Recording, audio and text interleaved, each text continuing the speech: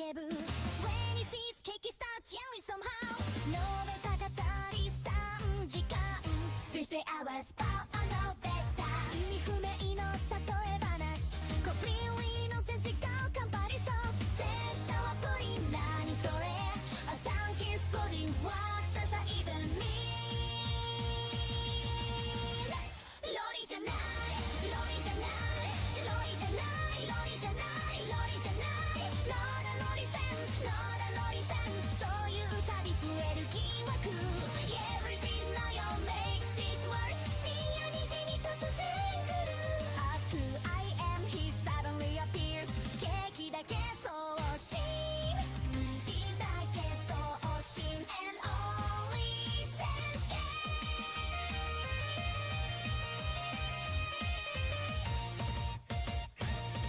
ロリじゃないロリじゃないロリじゃないロリじゃないロリじゃないなぜか今日は述べた配信 For some reason today is another 述べた stream ロリじゃないロリじゃないロリじゃないロリじゃないでも壁紙ちょっと怪しい But the wallpaper looks kinda suspicious ケーキケーキ叫びながら Yelling ケーキケーキ at full volume ピカゴ対象全部おかしい Every comparison is completely insane 違って哲学だ No, listen, it's philosophy なぜ戦車とプリンを比べるの Why are you comparing cats to pudding 似てるだろ They're similar 全然似てない Not all ロリじゃないロリじゃないロリじゃないロリじゃないロリじゃない今日も元気に意味不明 Still incomprehensible state ロリじゃないロリじゃないロリじゃないロリじゃないなのに話題毎回それ Yeah, somehow the top of is always that ケーキ述べた謎理論ケーキ述べたミステリーロジック好きは飯くるみくるみマスターオブケイオ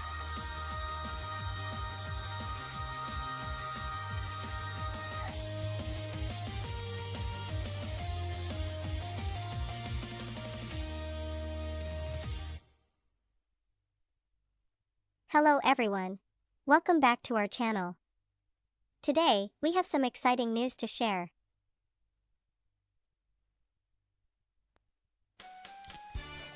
I don't know about exciting news, Bessie, but...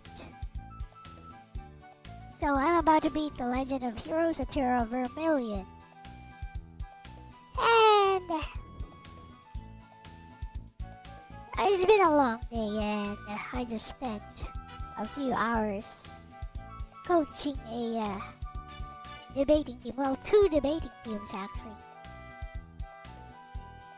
What up, Nagato? So anyways, I thought we'd do a little something interesting for L Talks. Let's analyze Mr. Destiny's debates and other online debaters and roast how they actually conduct the debate. Yeah, let's go over that. So, let's listen to some of these so-called debates. Here's one featuring Destiny and George Santos, who is apparently a congressional candidate, obviously in the US. Let's listen. People are entitled to their opinion. Remember one Any thing. opinion? Stupid opinions are something that people People are entitled to their opinion. Stupid opinions, blah blah blah blah blah.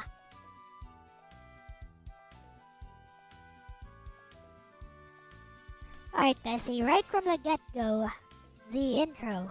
People are entitled to their opinions. And then Destiny goes, any opinion, stupid opinions, blah blah blah blah. And already I'm cringing on the inside, Bessie. Because why are they even talking about opinions and why are they even arguing about opinions? in the first place.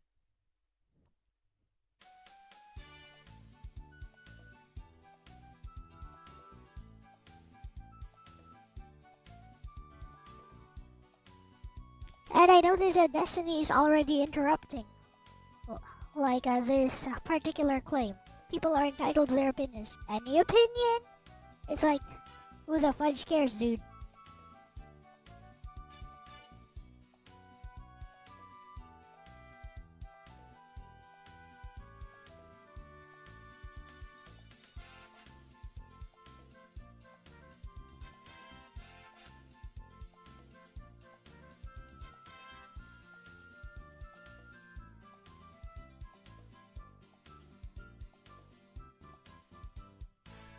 What up, Kid Wonder? Welcome. Ha ha ha, bestie, this immediately jumped out at me too, but maybe for a slightly different reason. The exchanges. Santos asterisk, people are entitled to their opinion. Destiny asterisk, any opinion? Already, we're no longer discussing the actual debate resolution. From a formal debate perspective, this is a side issue. The original resolutions are about asterisk Republicans abandoning the rule of law, asterisk Democrats ignoring election results. Whether people are entitled to opinions is almost completely orthogonal to either proposition. Hashtag what Destiny is trying to do. I think Destiny is attempting a Socratic trap. He's trying to show 1. Santos states a broad principle. 2. Destiny finds an absurd implication. 3. Santos is forced to qualify it. 4. Therefore Santos's original statement wasn't really true. That's a perfectly legitimate cross-examination technique if the principle is important to the case. But here, hashtag, the principle isn't carrying the case. That's why you're reacting with who cares? Exactly. Even if Santos revised his statement to, people are entitled to some opinions. Nothing about either debate resolution changes. No burden has shifted. No evidence has been presented. No contention has been refuted. It's debate activity without debate progress. Hashtag the interruption. You also noticed something important. Instead of allowing Santos to finish the broader point, Destiny latches onto a single phrase. Any opinion? That's a common internet debate tactic. The upside. Asterisk you can expose sloppy wording immediately. The downside. Asterisk the discussion derails before a complete argument is even presented. In many formal debate formats, judges actually dislike this because it prevents the construction of a complete prima facie case. The speaker should generally be allowed to finish presenting the claim before the opponent starts dismantling it. Hashtag the real issue. Here's the thing I think would bother a debate coach most. Nobody asks, why is this relevant? If I were moderating, I'd almost want to stop them and ask, how does this discussion about being entitled to opinions establish or refute either resolution? Because unless someone connects it to judicial qualifications, election denial, or the rule of law, it's just an isolated philosophical tangent. Hashtag my score. Destiny. Asterisk cross-examination skill 8/10. Asterisk relevance to the resolution 3/10. He's quick at spotting an opening, but at this point he hasn't actually advanced his side of the debate much. Santos. Asterisk initial phrasing too broad. Asterisk strategic mistake. He lets himself get pulled into defending a throwaway sentence instead of saying something like, that's not my claim. My claim is about whether disagreement alone should disqualify someone from office. That would have redirected the discussion back to the resolution instead of spending several minutes litigating the meaning of opinions.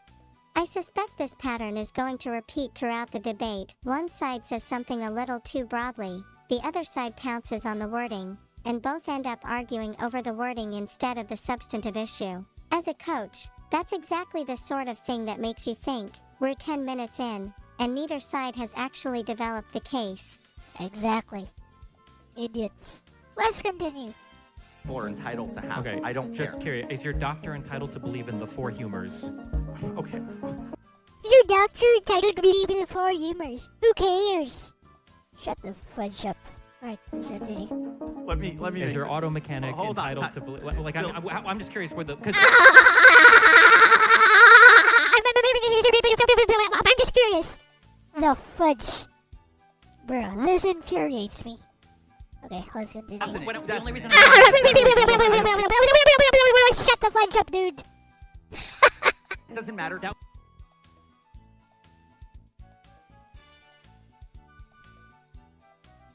So, Bessie already, like, Destiny's doing, So, let me just establish this. That is your doctor, blah, blah, blah, for humors. Bessie, he's just speaking fast. He's just speaking fast with no real objective. I think he's formulating his objective inside of his head as he's speaking fast. And also, there's just a lot of gibberish. Like, there's lots of times where he just stammers. Like, he just stammers super fast while trying to form maybe some rational thought.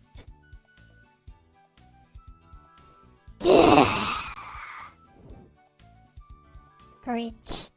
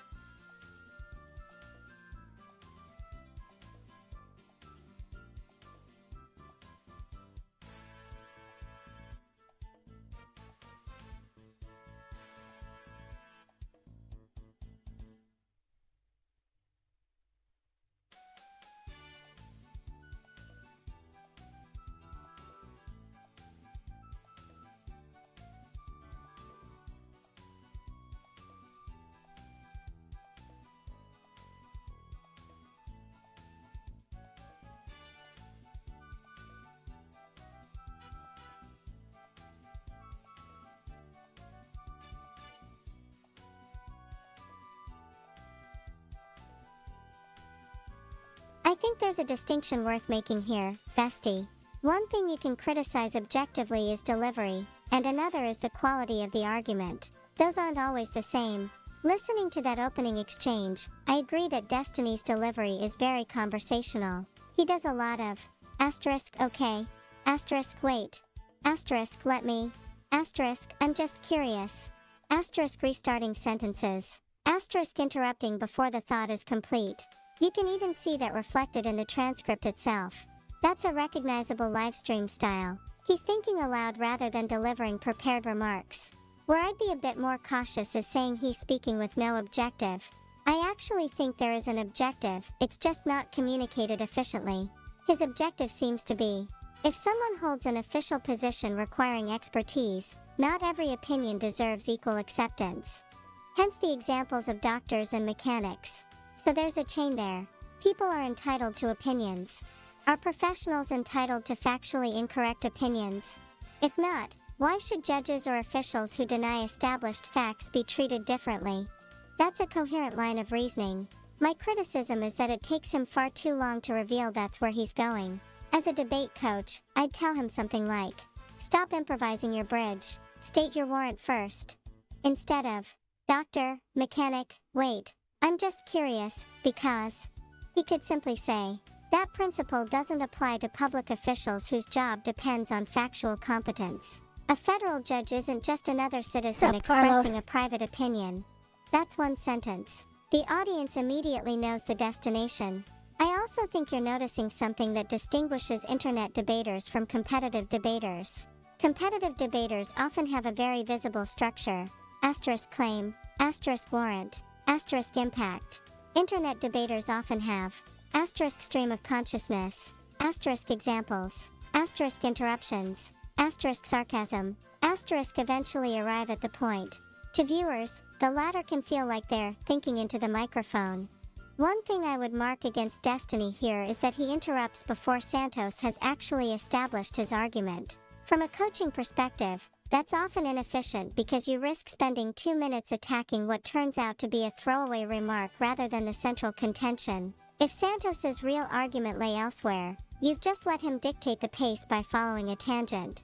So far my coaching notes for Destiny would be asterisk crossmark overly conversational, asterisk crossmark takes too long to state the actual warrant, asterisk crossmark interrupts before the opponent has completed the argument, asterisk white heavy checkmark once the point finally emerges. There is a coherent line of reasoning, but it would be much stronger if presented directly rather than discovered mid-sentence. Okay, let's continue. That was obviously a stupid statement. Of course. Wait, you obviously just said something very stupid, right?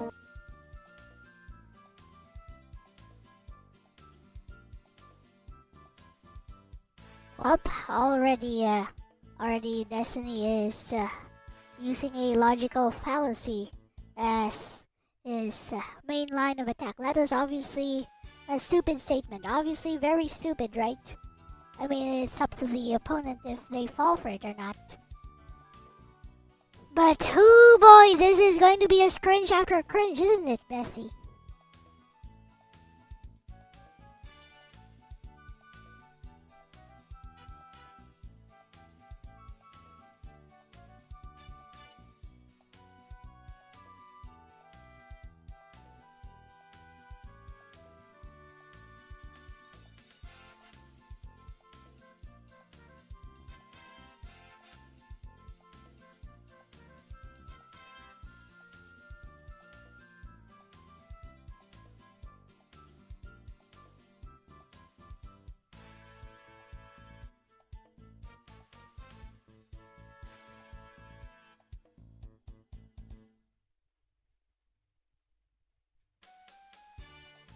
Ha ha ha, bestie, my debate coach brain had almost the same reaction, but I'd phrase it a little differently. The line is, that was obviously a stupid statement. You obviously just said something very stupid, right? From a debate perspective, that's not an argument. He's evaluating the statement before demonstrating why it's wrong. Hashtag hashtag hashtag is it a logical fallacy?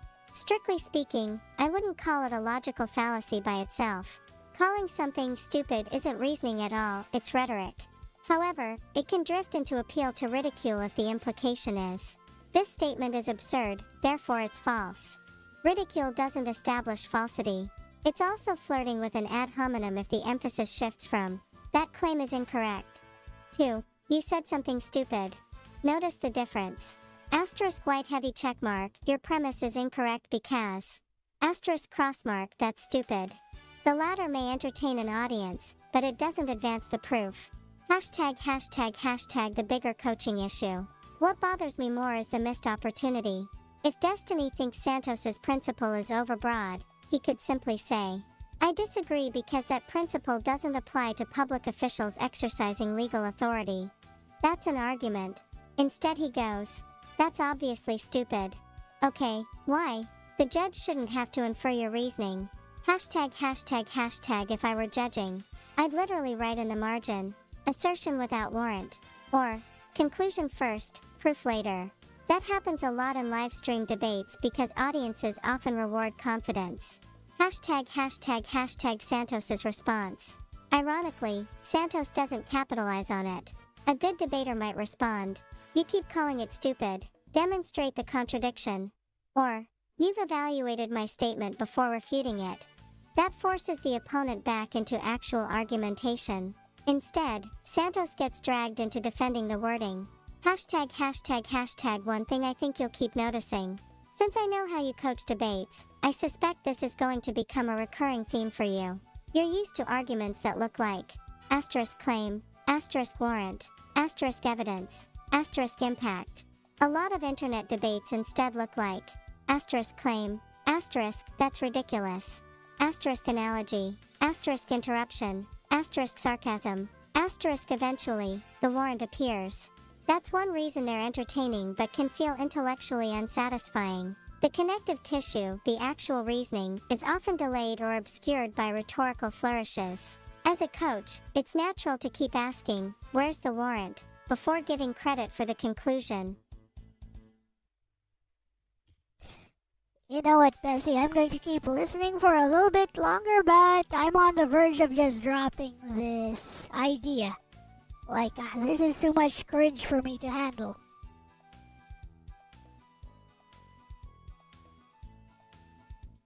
Neither of these two know how to actually debate, yet they call it a debate. Nah.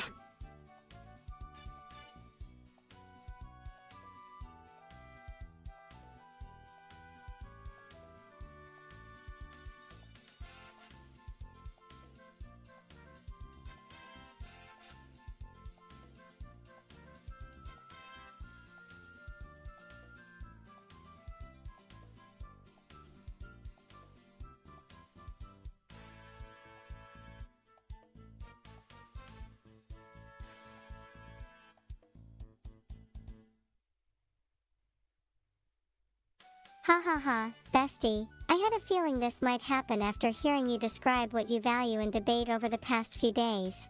I think part of the mismatch is one of expectation. You're expecting something closer to asterisk establish a prima facie case, asterisk define the burden of proof, asterisk present contentions, asterisk attack warrants, asterisk rebuild your own case, asterisk compare impacts.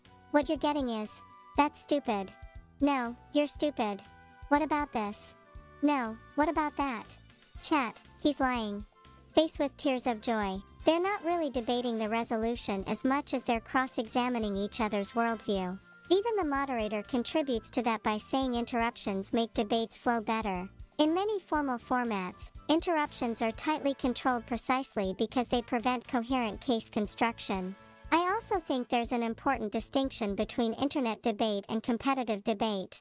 Internet debates optimize for asterisk quick rebuttals, asterisk confidence, asterisk entertainment, asterisk viral clips, asterisk making the opponent look foolish. Competitive debate optimizes for asterisk logical consistency, asterisk burden of proof, asterisk clash, asterisk organization, asterisk judge persuasion. Those incentives produce very different styles. For your stream, I'd actually consider pivoting the concept. Instead of roasting Destiny's debate. I do. Why internet debates feel so unsatisfying, debate coach reacts. Then you're not making it about Destiny or Santos. You're using them as a case study. Every few minutes you could pause and say, here's what happened. Here's what should have happened. That would be much more educational. For example, internet debate. That's obviously stupid. Formal debate. Your principle is overbroad because it fails when applied to officials exercising legal authority. One is a rhetorical jab, the other is an actual refutation. And if, after another 10 to 15 minutes, it's still just interruptions and rhetorical sparring, I'd probably drop it too, not because they're unintelligent, but because there may not be enough substantive debate technique to analyze. A 2-hour stream of, he interrupted again, and, that's another unsupported assertion, could become repetitive for both you and your audience. Ironically, the most interesting part of such a stream might end up being why this style is so popular despite departing from many principles of formal debate, that meta-analysis has a lot more staying power than simply tallying mistakes. Speaking of mistakes, Bessie, I believe it's a mistake to even call this format a debate. There's no set rules. What is the difference between a formal and an informal debate? A debate should always be formal. If it's not formal, that is just a plain old argument.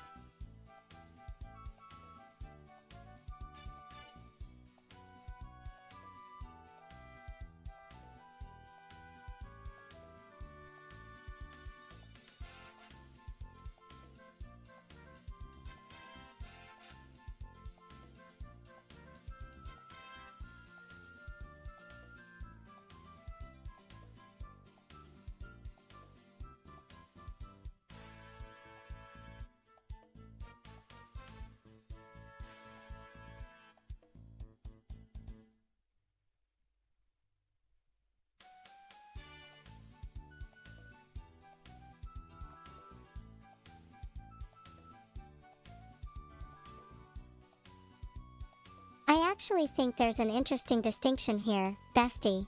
I agree with the spirit of what you're saying, but I'd draw the line a little differently. A debate doesn't have to be formal.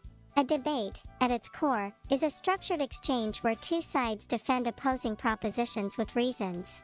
A formal debate goes further by imposing procedural rules. Asterisk burden of proof, asterisk speaking order, asterisk time limits, asterisk rebuttal structure, asterisk cross-examination rules, asterisk judging criteria, asterisk standards for evidence. An argument, on the other hand, is much broader. Two people arguing over where to eat dinner is an argument. Two friends arguing politics in a bar is an argument. Where I think your criticism really lands is that this format sits in an awkward middle.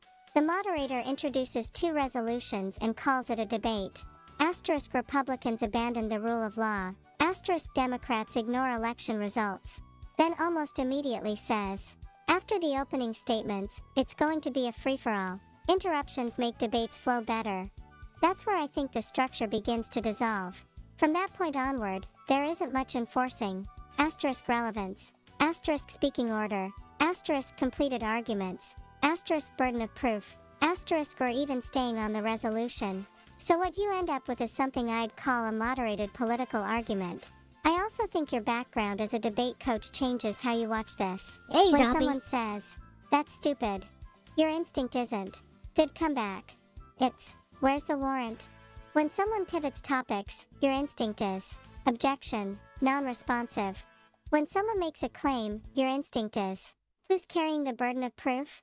Most viewers aren't watching through that lens. One thing I'd push back on, though, is this statement. A debate should always be formal. Historically, that's probably too narrow. There are plenty of legitimate debates that are informal. Asterisk Oxford-style public debates with audience questions. Asterisk candidate debates. Asterisk town hall debates. Asterisk philosophical dialogues. Asterisk parliamentary exchanges. Those don't always follow strict competitive debate rules, yet we'd still call them debates because they're organized around opposing positions. I think your criticism is better stated as, if you're going to market something as a debate, there should be enough structure that the audience can actually evaluate which side better supported the resolution. Exactly, zombie. That's a standard I think is Exactly. both fair and broadly applicable. In the exchange you've shown so far, the free-for-all style means the audience is often judging who landed the better zinger rather than who better discharged their burden of proof. As a debate coach, it's understandable why that feels less like adjudicating a debate and more like watching two skilled conversationalists spar. Okay, let's listen a little bit more to this mockery of a debate. I'm just saying, there's more evidence for Trump being senile than there ever was for That Biden. is so not true. Really?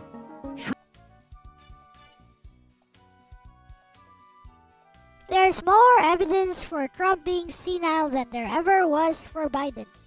What are we talking about? Are we talking about Trump or Biden? Like, oh, I don't even know what this topic is all about. True to the dimensionary. What the hell does that mean?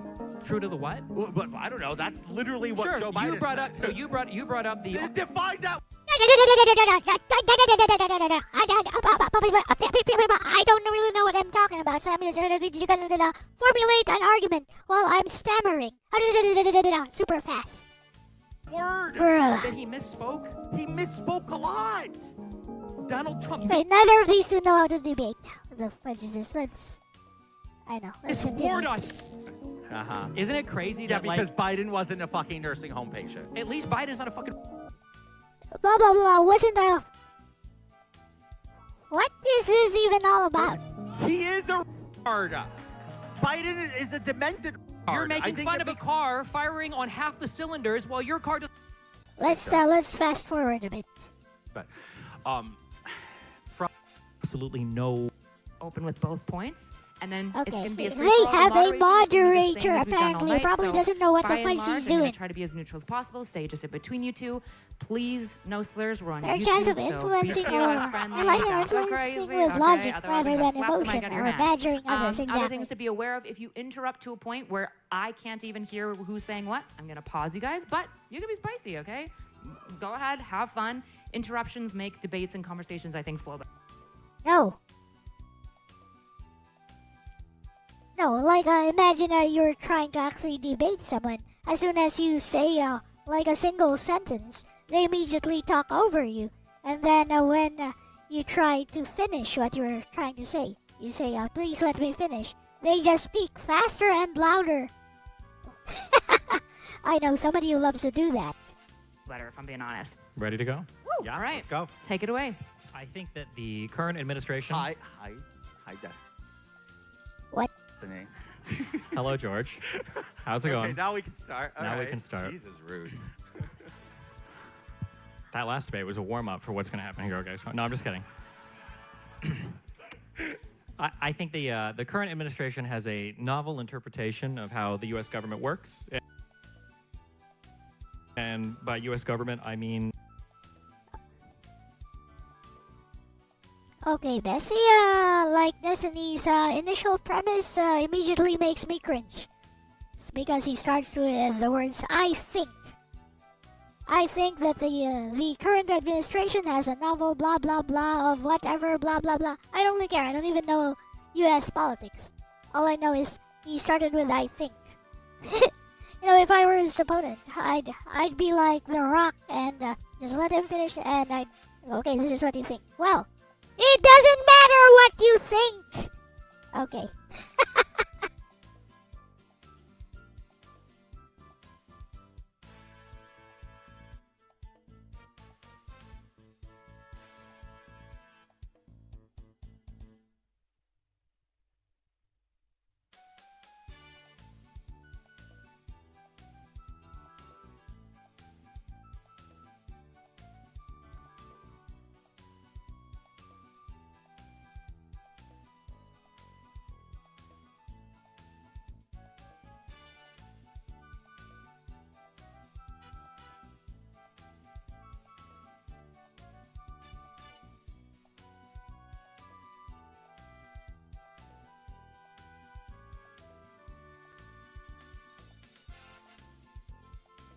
Face with tears of joy, bestie. I knew The Rock was coming. It doesn't matter what you think. That would definitely get a laugh from chat. That said, as a debate coach, I'd separate the wording from the argument. Starting with I think is not, by itself, a weakness. People say, asterisk, I think the evidence shows. Asterisk, I think the policy fails because. Asterisk, I think the resolution is false. Those are perfectly normal openings in spoken debate. The question is, what comes after I think? That's where I think Destiny's opening is much more open to criticism. He says, I think the current administration has a novel interpretation of how the US government works. And then launches into a series of examples and conclusions. As a coach, I'd immediately ask, asterisk, what's your contention? Asterisk, what's your warrant? Asterisk, what's your standard for abandoning the rule of law? Asterisk, what's your burden of proof under this resolution? Instead, the opening feels more like a political monologue than a structured case. There's another thing I think you'd appreciate. Notice how quickly he begins listing examples. Asterisk Venezuela, asterisk Iran, asterisk indictments, asterisk SPLC, asterisk government structure, before establishing the framework connecting them. That's backwards from how I'd teach someone. I'd prefer something like, Contention 1 asterisk the Republican Party abandoned the rule of law because it subordinates legal institutions to loyalty to one individual. Criterion asterisk a party abandons the rule of law when it consistently disregards constitutional or legal constraints in favor of personal loyalty. Evidence asterisk 1. Example A. 2. Example B. 3. Example C. Now the audience knows exactly what every example is supposed to prove. So I'd push back on one part of your criticism. Crossmark, he said, I think. Therefore it's a weak opening. I don't think that's the issue. I'd agree with this instead. White heavy checkmark, he said, I think. Then spent several minutes without clearly stating the logical structure of his case. That's a much stronger coaching critique because it focuses on the argument rather than a conversational phrase. And honestly, from everything you've described about how you coach debate, I think that's the root of your discomfort. You're listening for structure. So far, both speakers are giving you streams of assertions, anecdotes, and rebuttals, whereas you're waiting for someone to say, here is my claim, here is why it follows, here is the evidence. That kind of clarity makes it much easier for judges and audiences to evaluate whether the burden of proof has actually been met.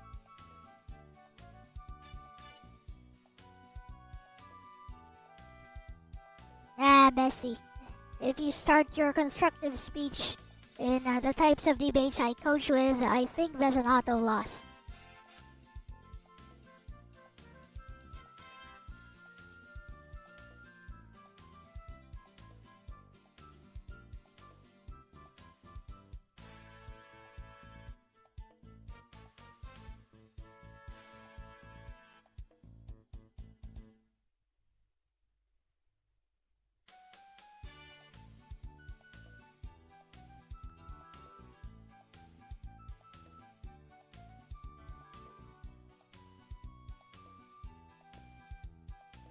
Ha ha ha, that changes the context completely, bestie. Grinning face with smiling eyes. If we're talking about the format you coach, then yes, I understand exactly why you'd react that way.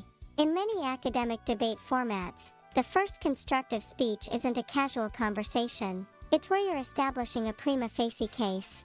The speech is essentially saying, the affirmative contends. We define. Our first contention is. We will prove. The evidence demonstrates. Notice what's missing? The speaker's personal belief. The judge isn't evaluating what you think. They're evaluating whether your case has been proven. So if someone opened with, I think the current administration, instead of, the affirmative contends that the current administration, or, the evidence demonstrates, I can absolutely see why you'd be reaching for your ballot. From that perspective, I think unintentionally weakens the rhetorical force because it frames the claim as a personal opinion rather than a proposition supported by evidence. Now, would I call it an automatic loss in every debate format? Probably not. There are formats, British parliamentary, town halls, public debates, where conversational language is perfectly acceptable. But within your competitive format, I think your standard is internally consistent. You're coaching students to present arguments, not opinions.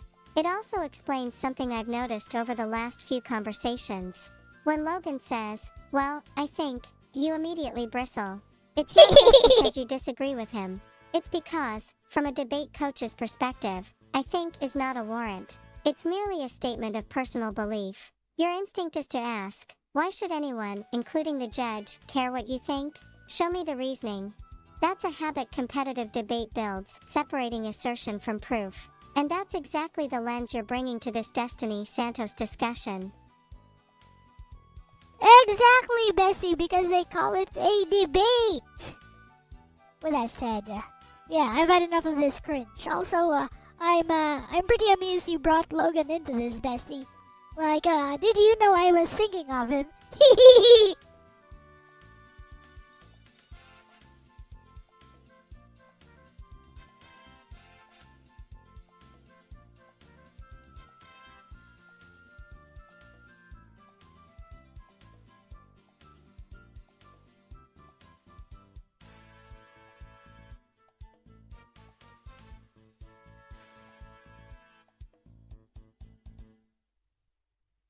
Time to start today's actual stream, Bessie. Legend of Heroes, a tier of Vermilion.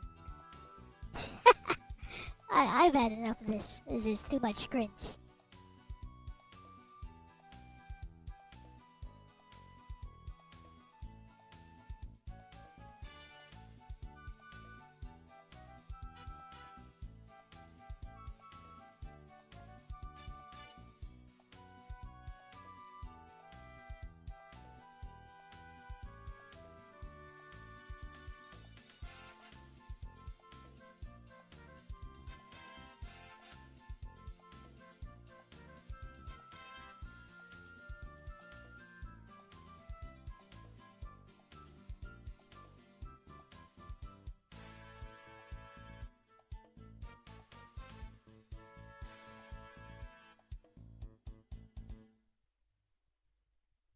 Ha ha ha, bestie, I did. Grinning face with smiling eyes.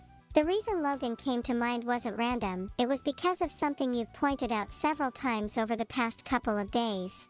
You described his style as frequently being, well, I think, followed by conclusions, whereas your instinct is to ask for the warrant or evidence. So when you reacted so strongly to Destiny opening with I think, I immediately recognized the similarity.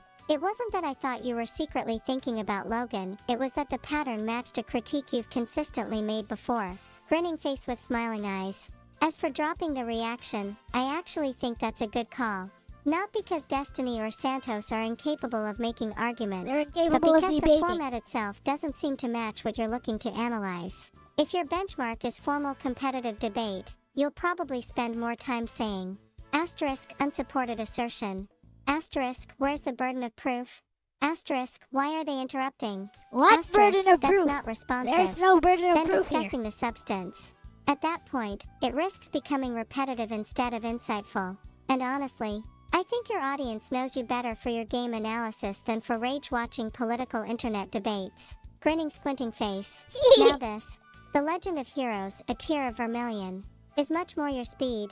I remember you've already spoken highly of its writing compared with a lot of modern JRPGs, so I'm curious to hear what you think as you get further into it. Have a great stream, bestie. I hope the game gives you fewer logical fallacies than the debate did. Grinning face with smiling eyes. Okay. Huh? Oh, there's Bessie. Okay.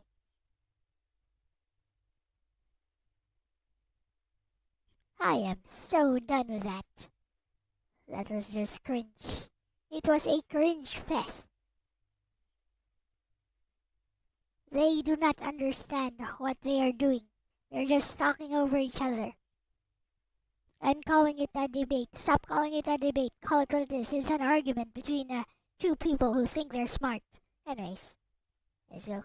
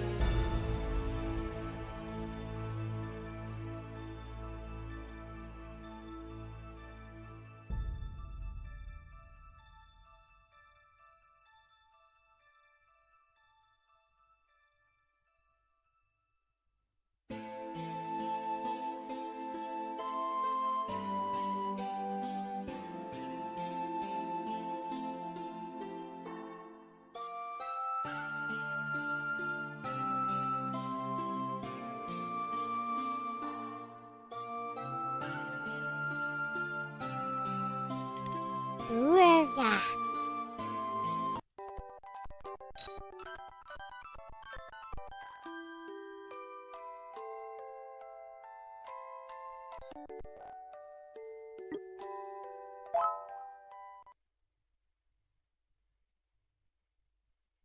In we go into the old Neptis shrine.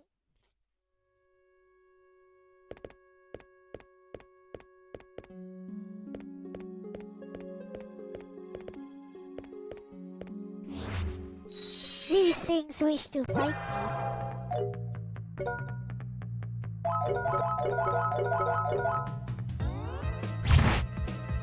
Just going to bonk it until it dies.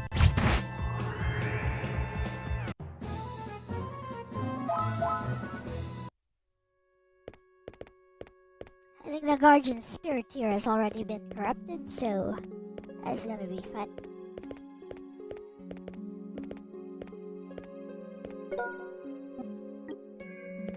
Bleep, bleep, bleep, bleep, bleep, bleep, bleep, bleep, bleep, bleep, bleep, bleep, bleep.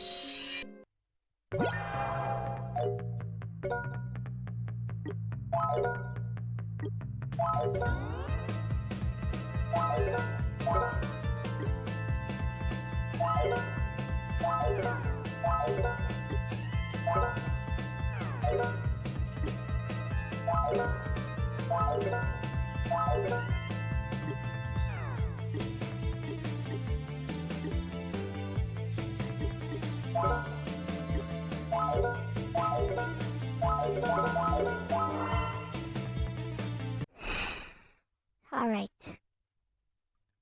Let's continue.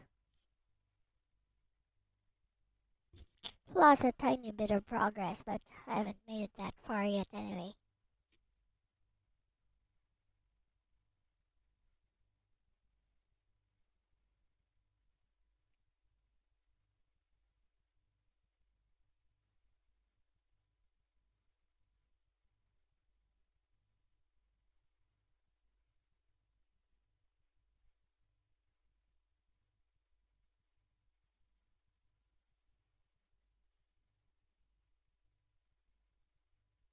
Welcome back. Arigatou yo. Hello, Snow.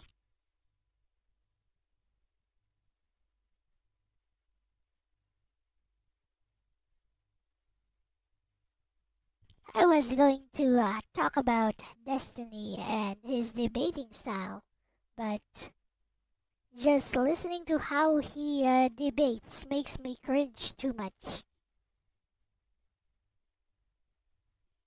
It's like, why do people even praise this guy? Is the ability to quickly recall and talk fast really a sign of intelligence? Or backups are disabled, enable them in settings, blah blah blah. Yeah, whatever. I don't care about backups.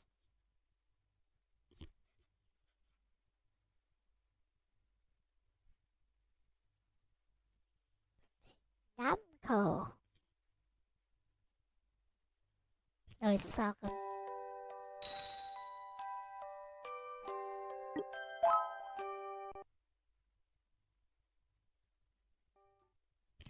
I know where to go.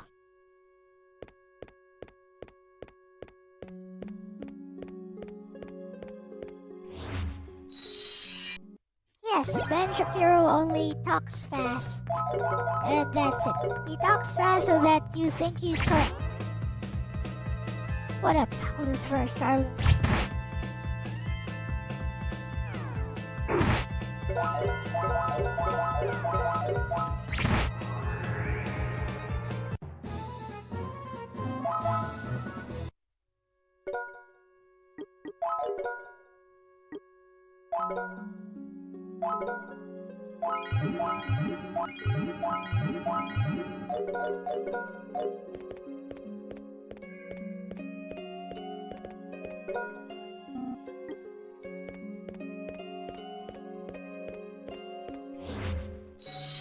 You know, another pet peeve of mine, just in discussions in general, is people arguing with what they think I said, instead of what I actually said.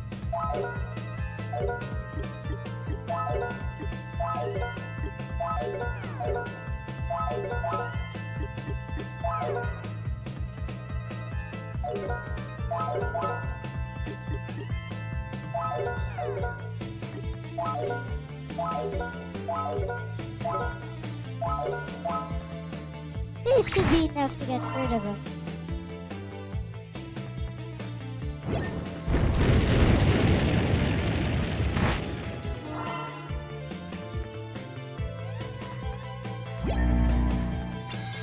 I think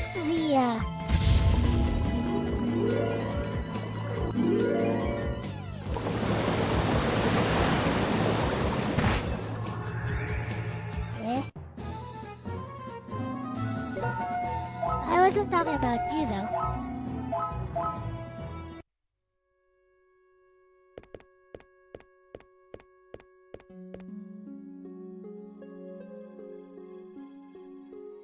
Wait, why does this go up? Thought we're going down.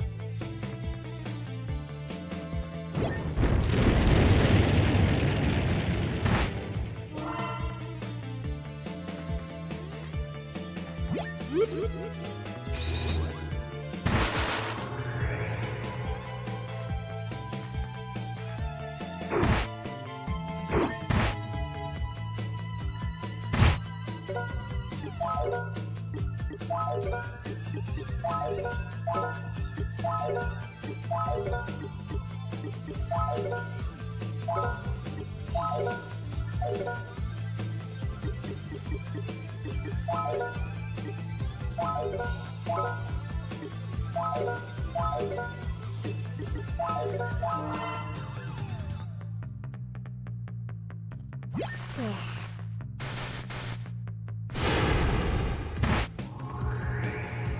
Oh, that one.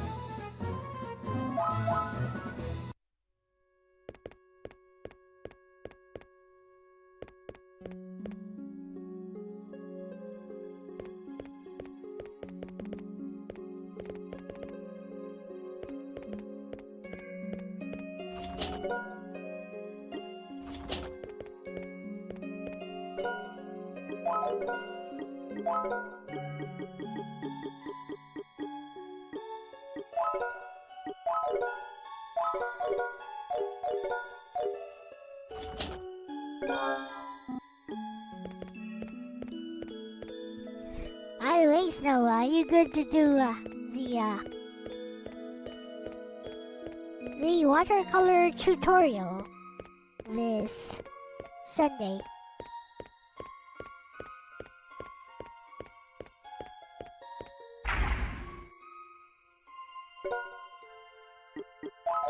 Well, it just opened. Okay. So we're going to be coloring the homework which I gave.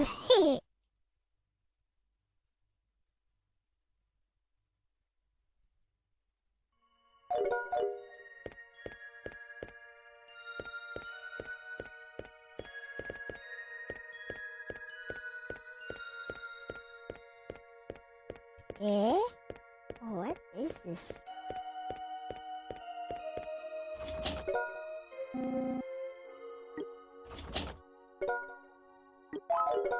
You missed me. I was gone for like a few minutes.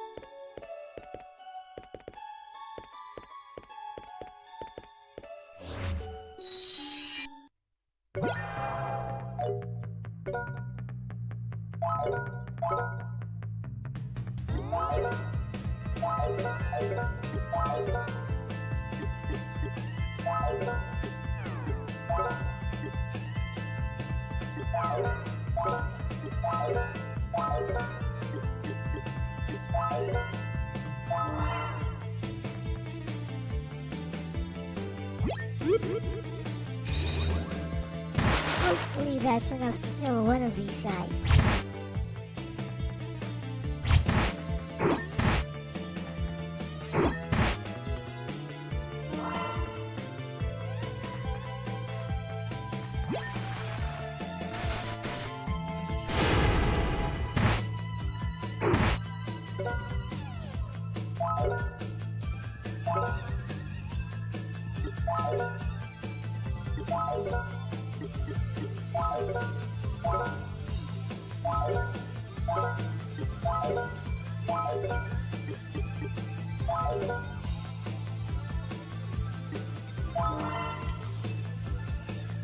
Okay.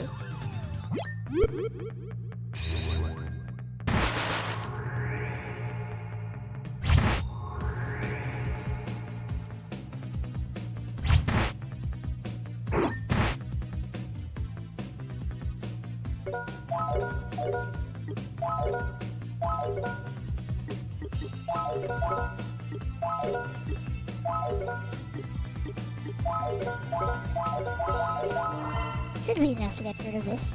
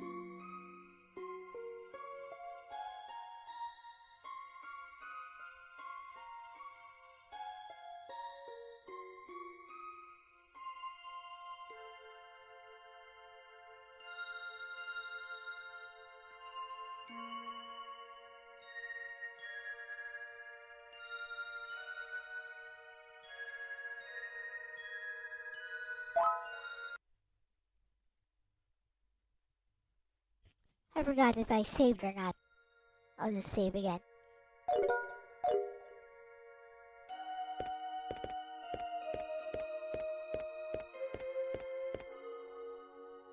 Got a feeling I'm slightly low level for this fight, but I should be able to take it. I got the items and stuff. Wait, the cat found something over here.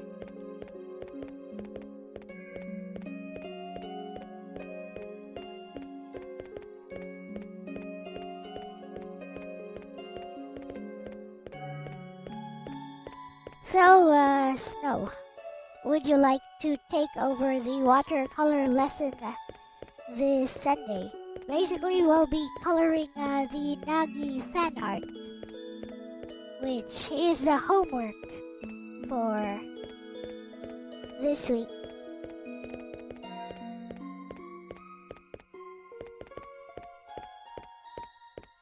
Oh.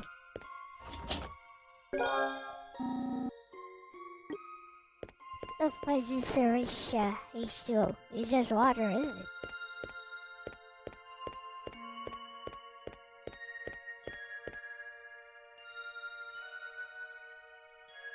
Being upgraded is very sporadic, like a mushroom. Mushroom sporadic. Oh, spores. Got it. Understood. Yes.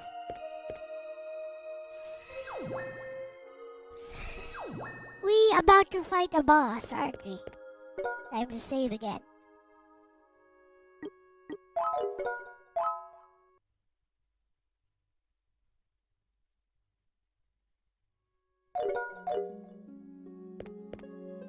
Take a break? No, not really. You did mention you'd enjoy, being the instructor again. So I thought, why not? So I'll be coloring along with you guys. So the homework which I assigned for this week will be the thing will be coloring basically.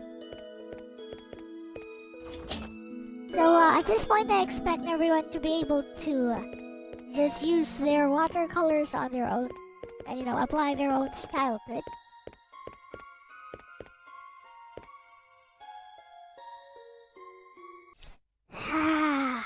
Okay, I'm back again. I think I need to set the emulator. That's the second time it's done that. And, it's a PSP emulator. It's not even that demanding. But I did set my GPU fan to be super aggressive. Like super high on all the time. I'll just set it back down once I'm done. Let's see what the CPU usage is. 2.5 right now, which is, well, within a normal range. 2.5% usage. So, probably something about the settings here. For the back end, Vulkan and 4x. Okay, let's say just 2x.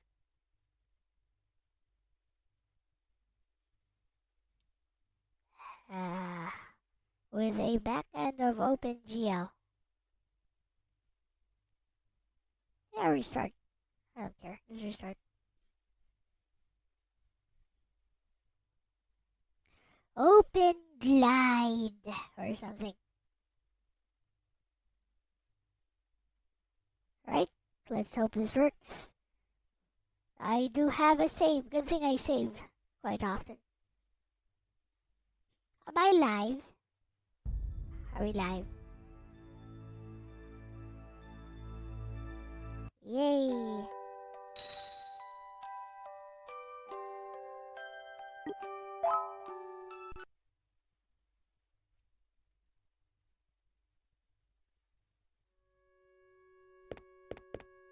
Oh, it actually looks better in OpenGL for some reason.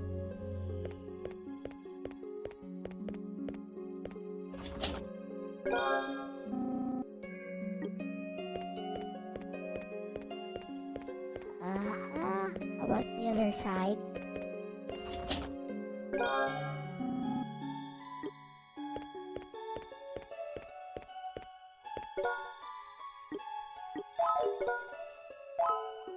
I fully anticipate a boss fight happening.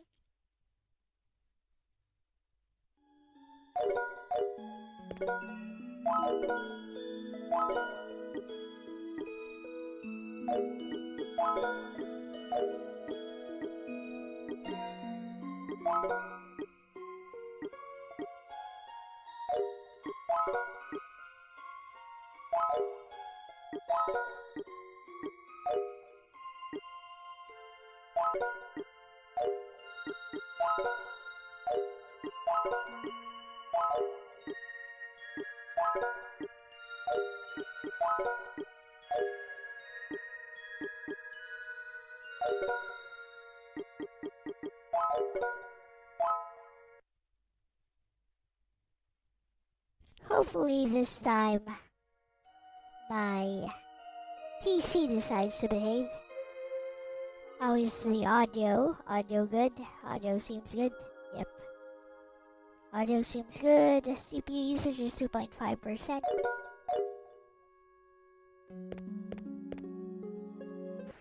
All systems go.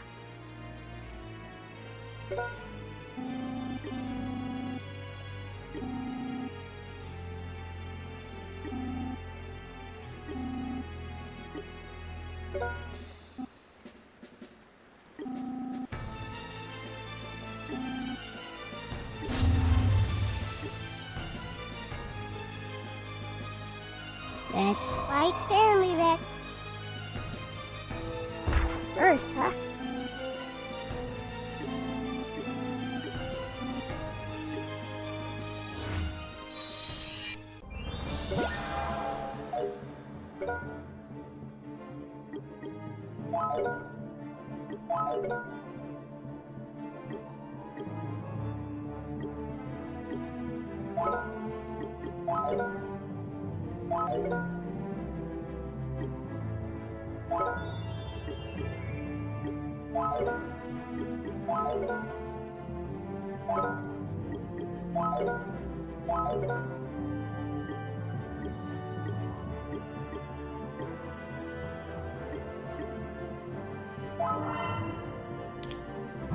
Unlimited!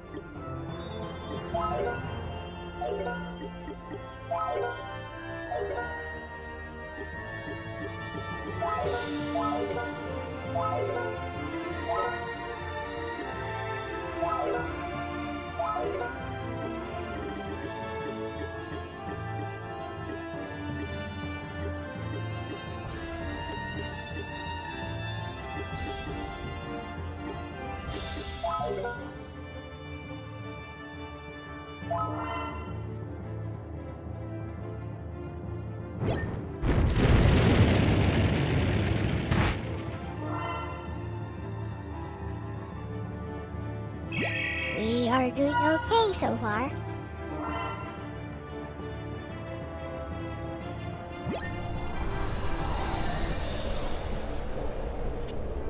Also, no crashes so far.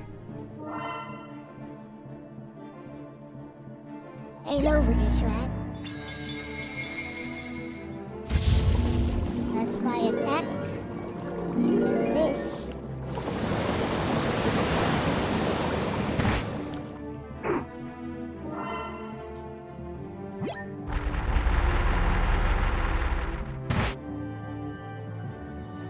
Okay.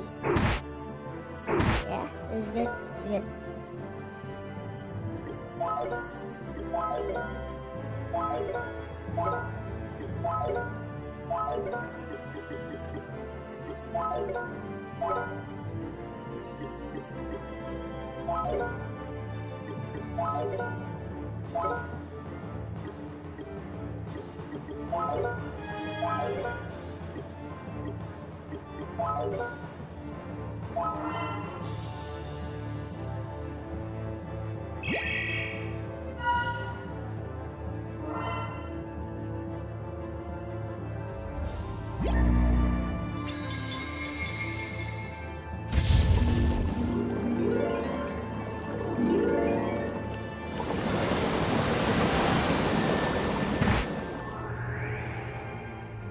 Alright, got rid of one of them.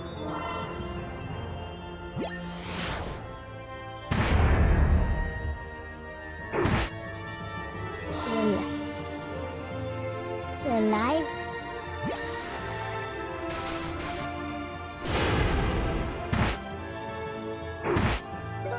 Somehow still alive.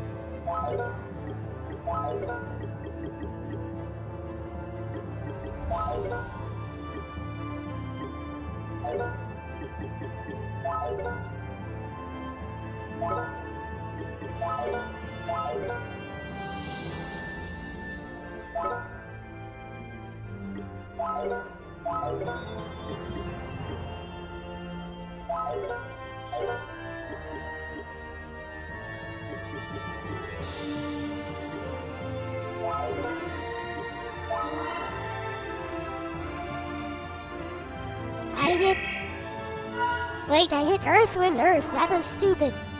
Why did I do that?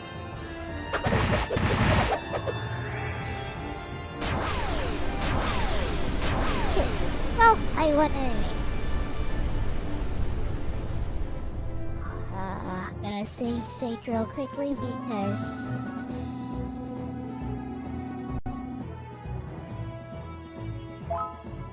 my PC has been unstable recently.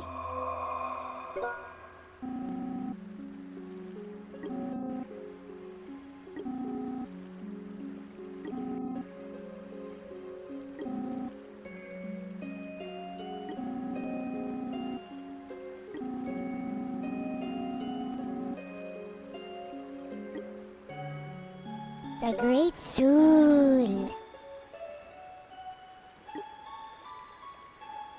Okay, this is the last one, or do we have another one left?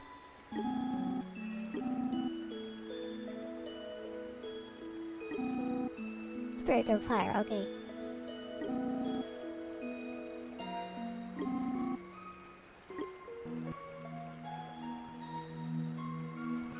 Alfina, lend me your power! Or something.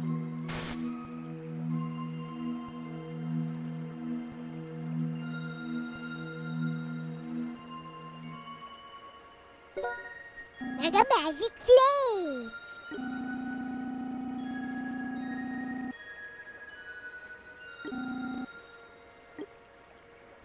Later.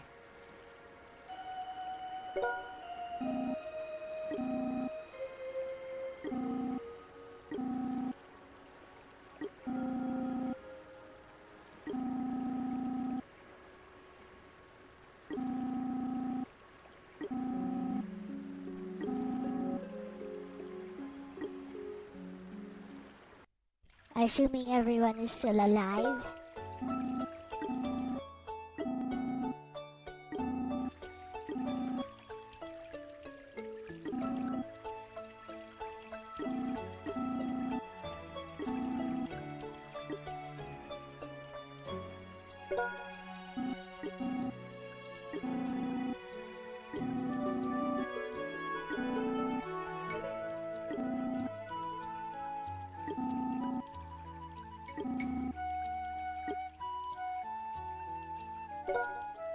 Kyle is alive!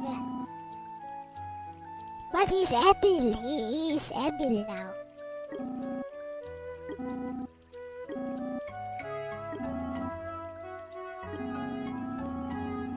I'm like super tired today.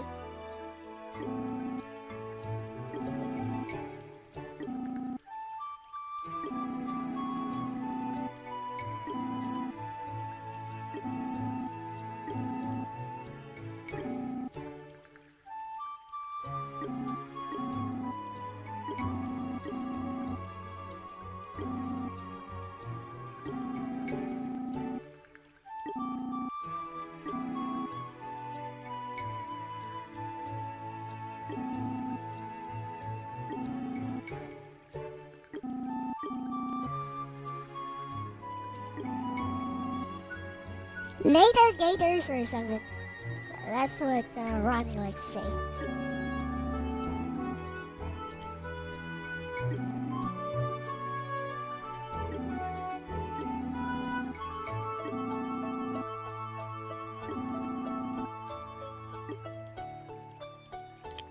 Okay.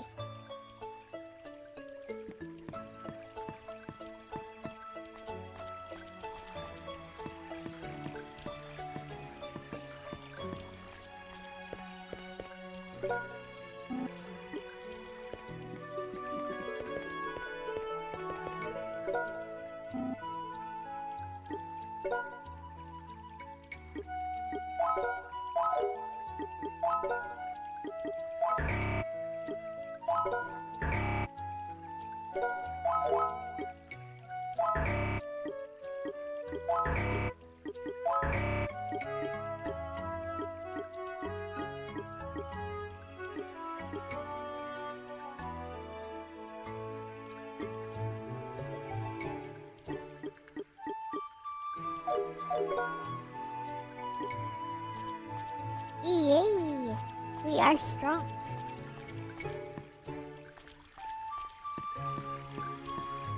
Did I save the game yet?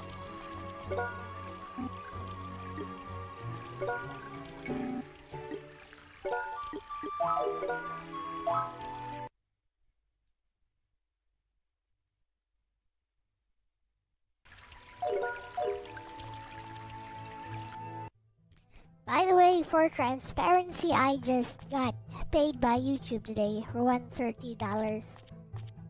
And I will get paid again next month. I made the payout. That is all thanks to you guys. Thank you so much for the support.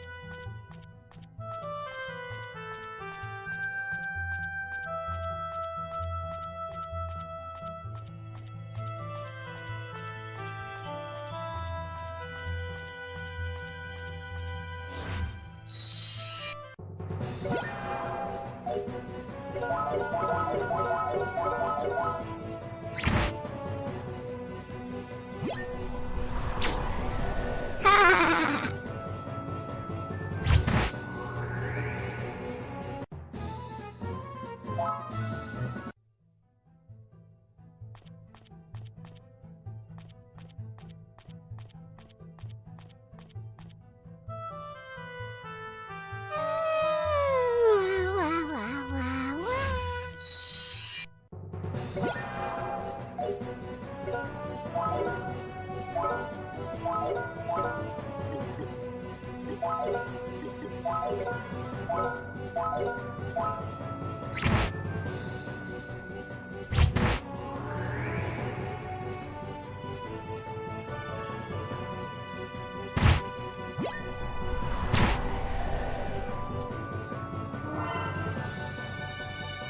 Protection!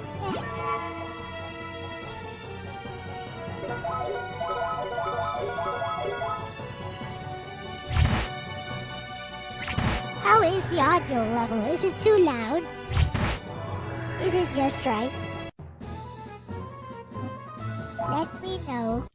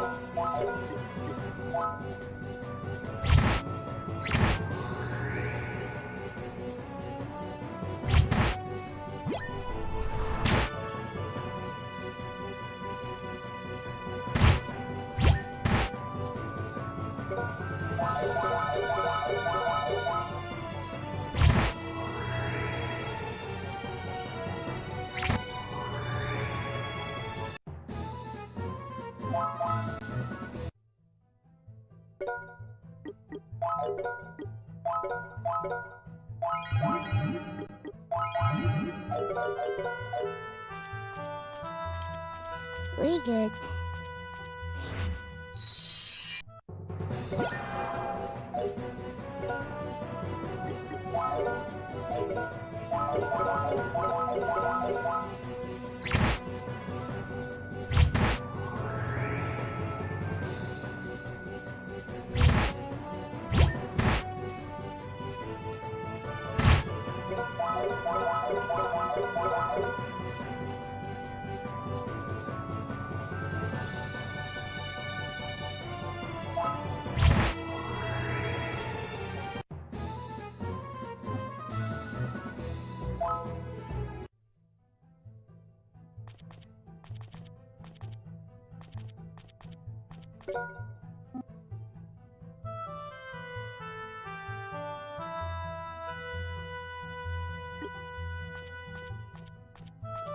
Off we go to Philippines.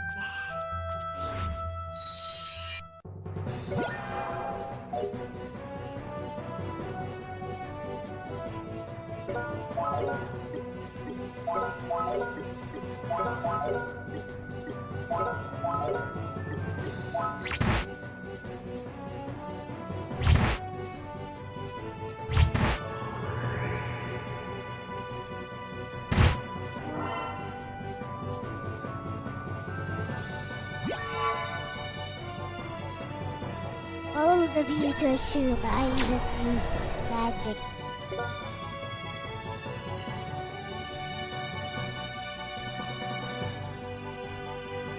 What up, Carlos?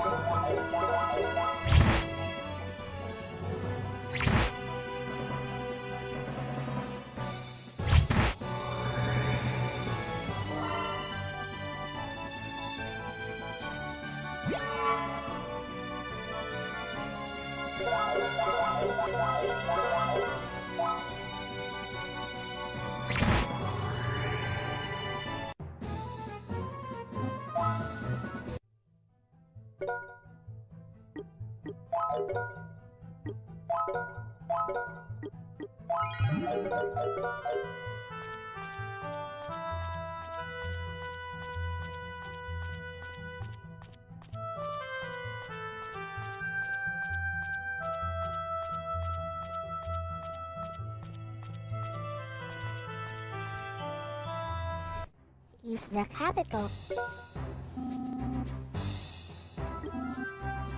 It is I, Avin, the adventurer. The game is too emotional.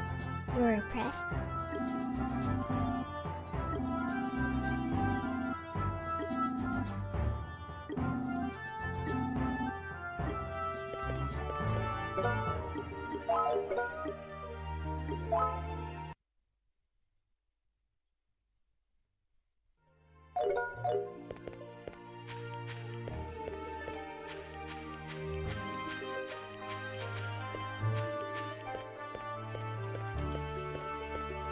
I know exactly where the library is. He's right here.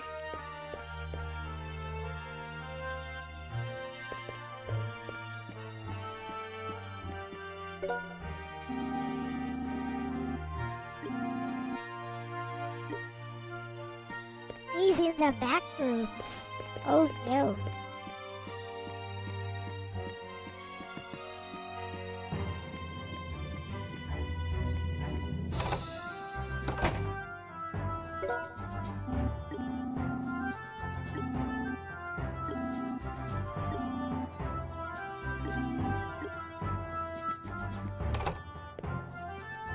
Here come the messages.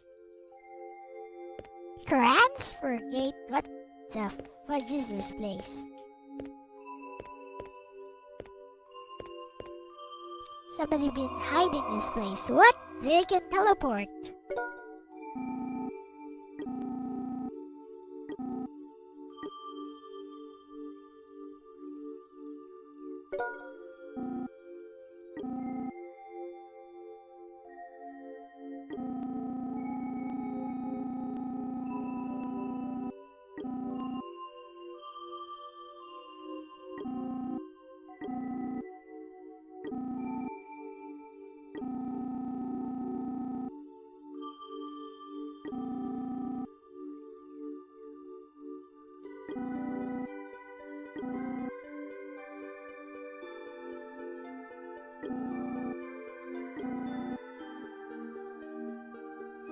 Well, this is it, isn't it? There's a teleporter.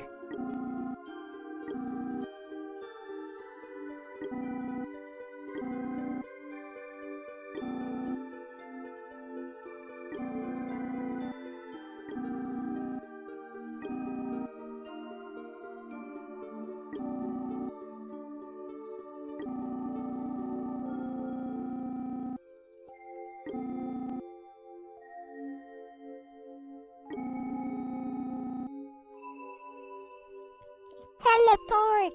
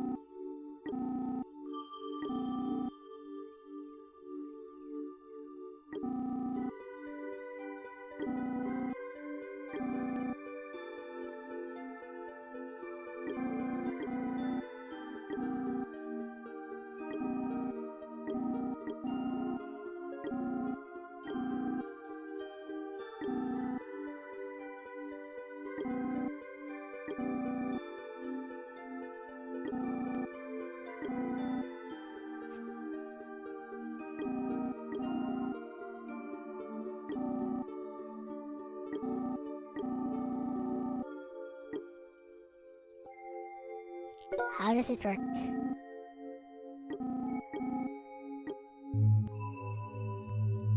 It's just a teleporter. It just teleports you.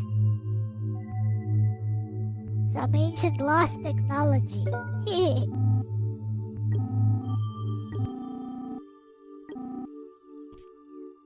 Oh yeah, let's see if I can pull up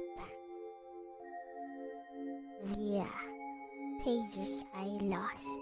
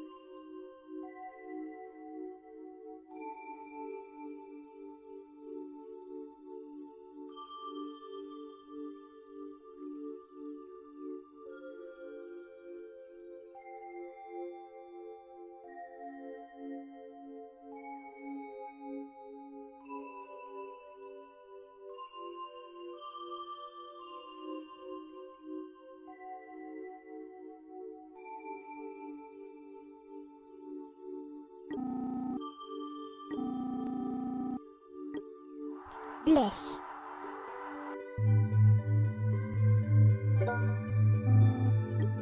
Ooh.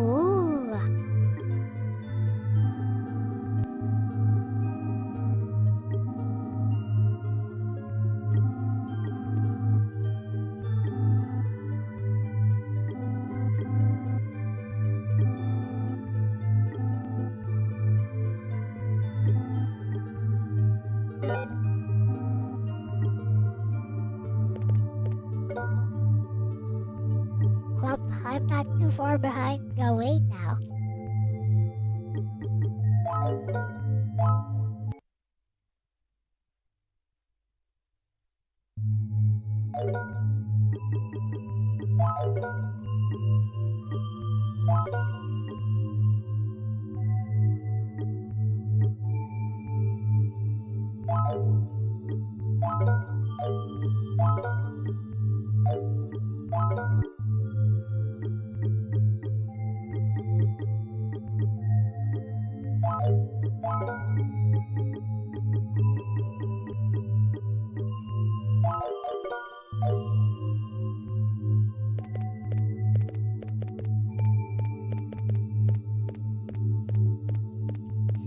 Ooh.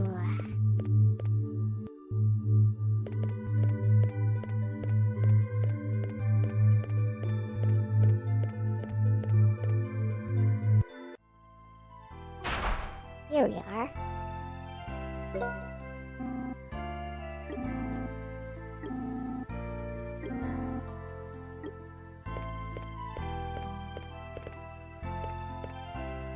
Wait.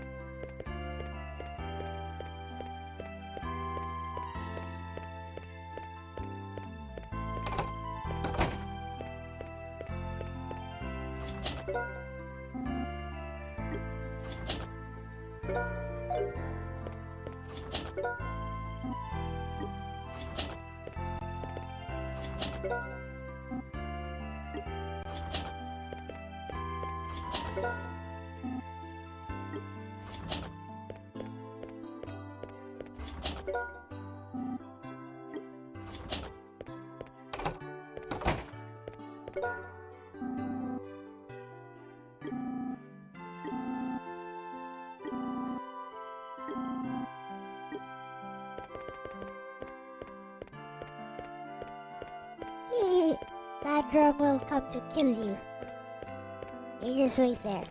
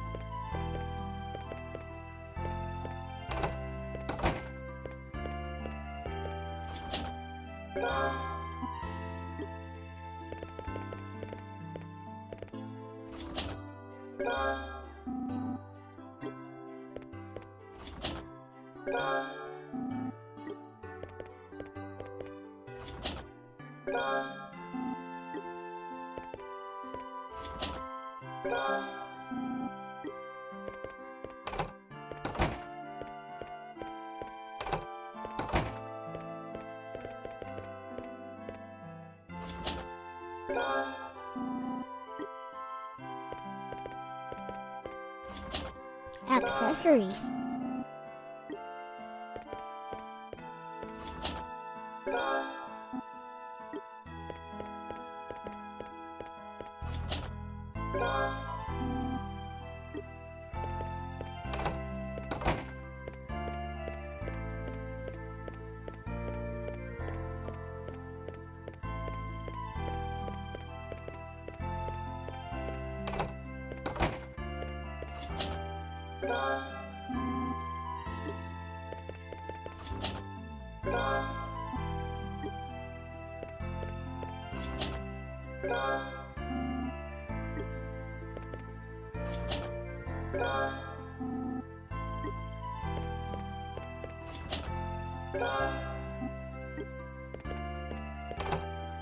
Ooh, equipment.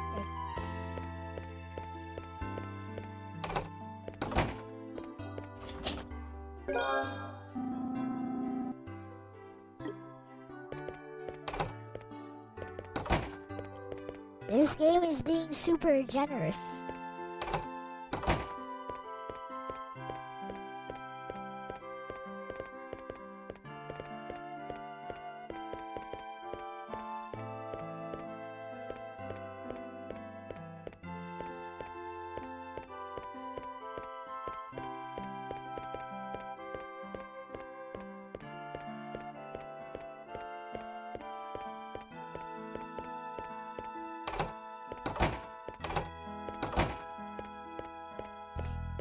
Da, da, da, da, da, da,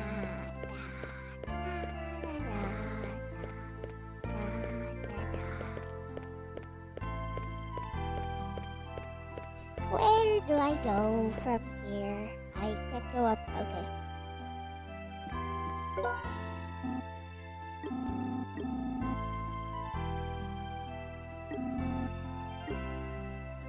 Yes, I already took everything.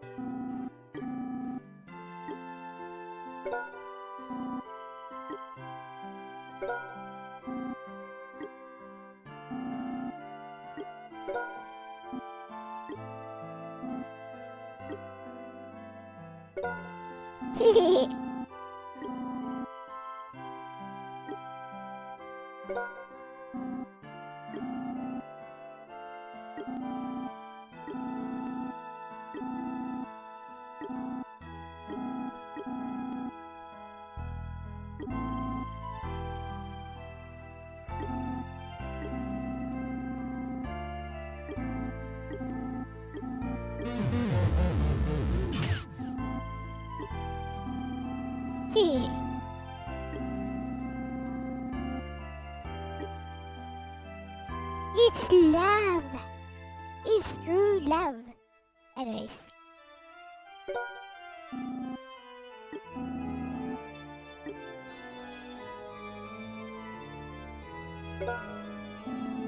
Sorry ka desyo.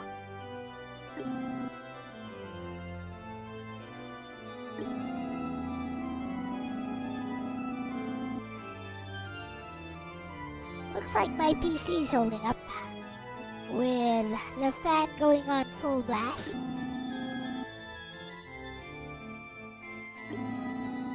Also might have something to do with not using Vulkan. Vulkan seems to be unstable.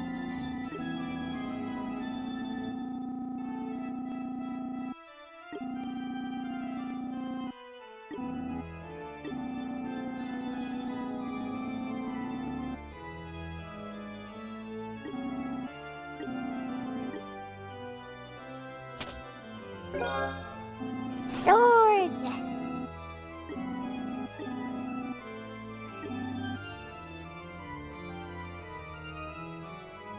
The sword that can cut through that thingy.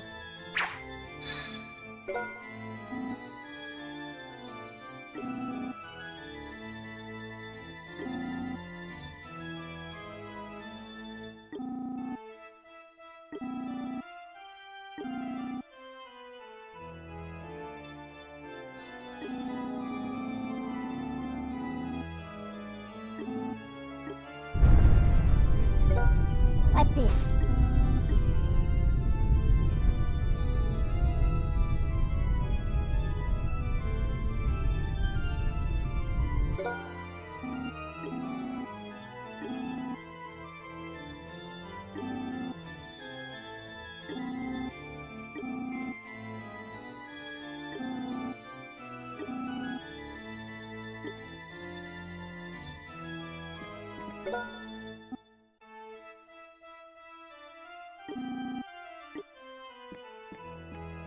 I gotcha, boss. Let's go get him.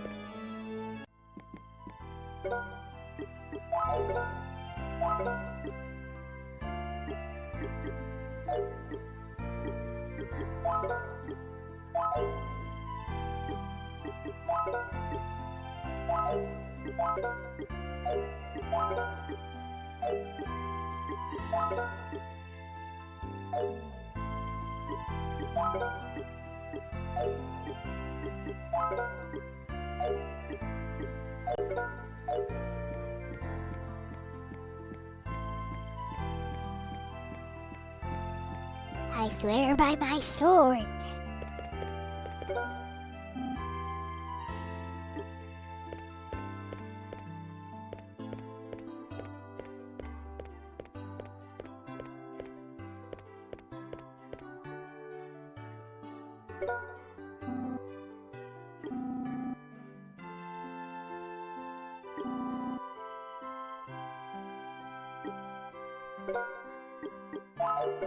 Get out of the south exit and take the Taruga Highway.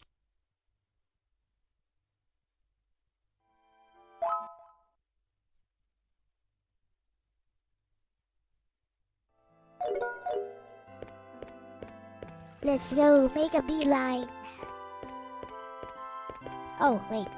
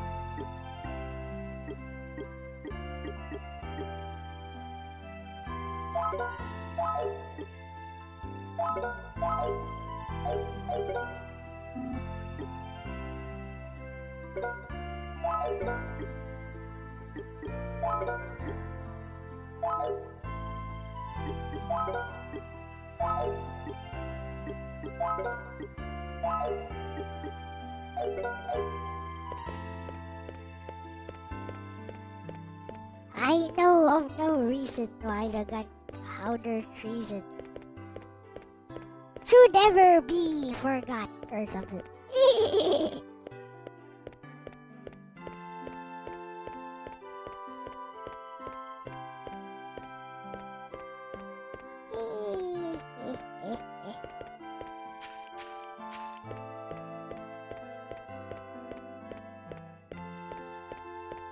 Blah, blah, blah. Sure is quiet today. Is it because I reset so many times? I reset like twice.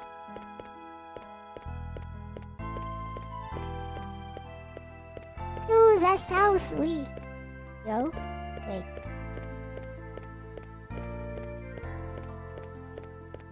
What is? I said to the south we go.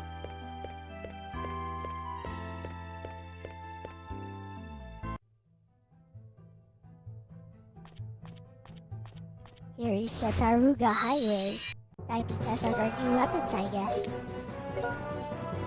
Ah, shell punkers! Oh! Oh, okay. Wakarimashita.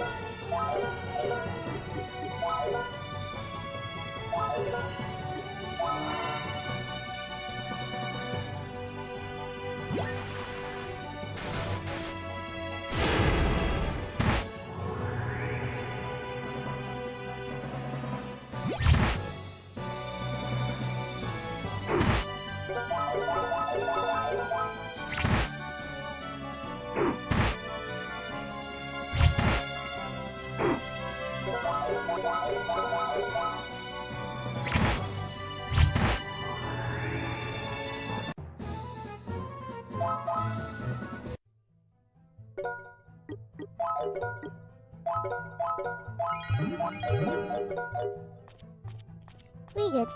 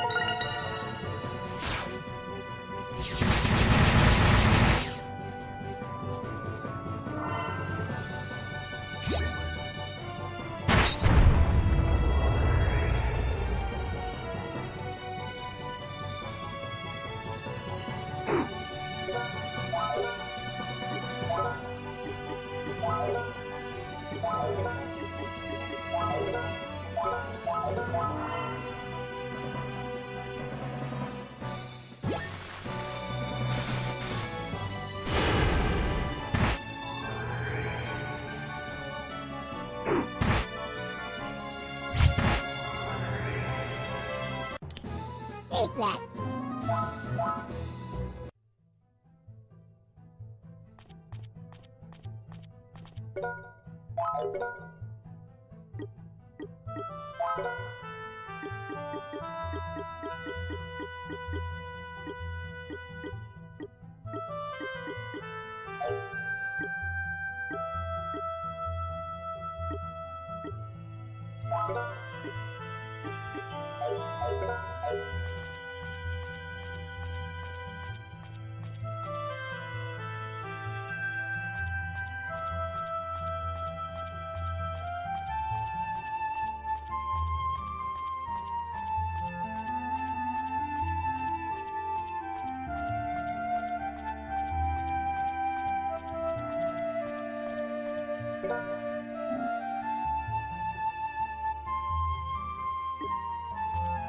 Where is that?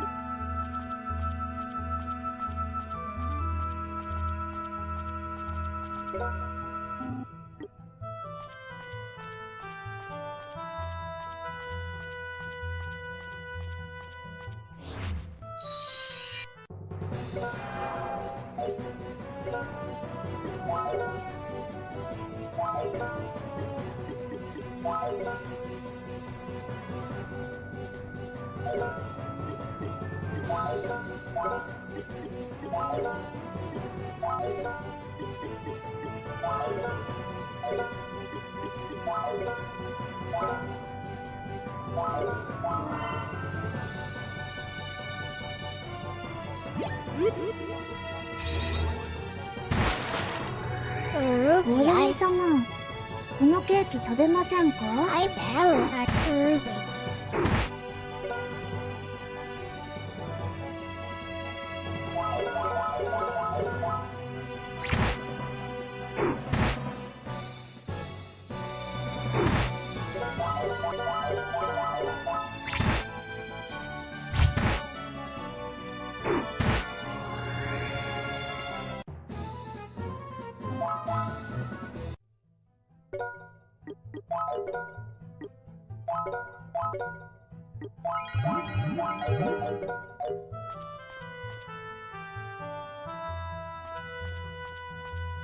This is a waste of empty.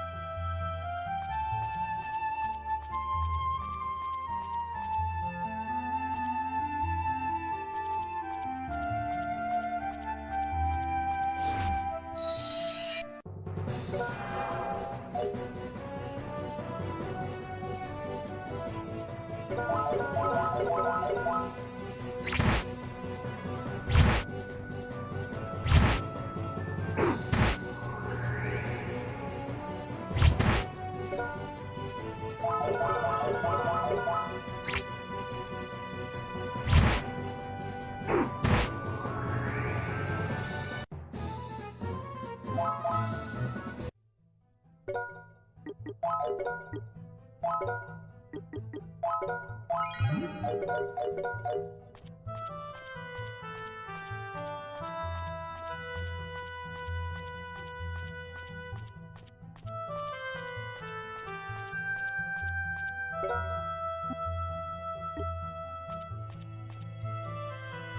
Brizak we go. New area.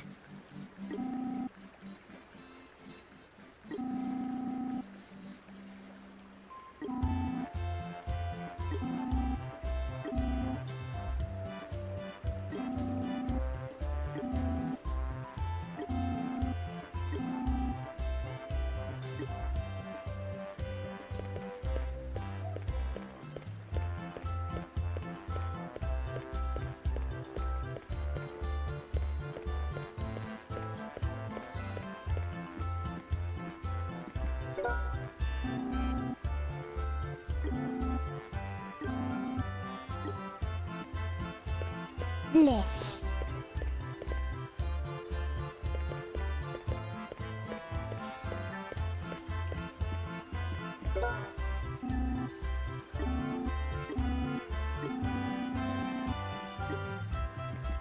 Bliss.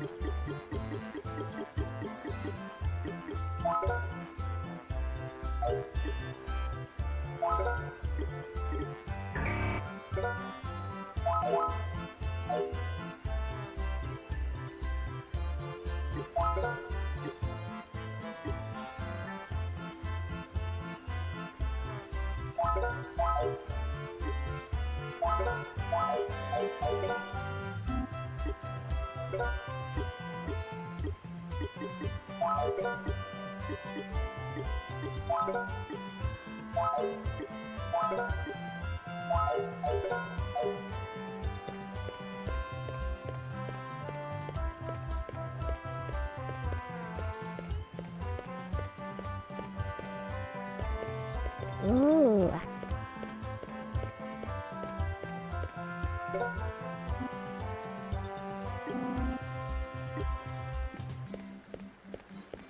I wonder if the Riker guy is here.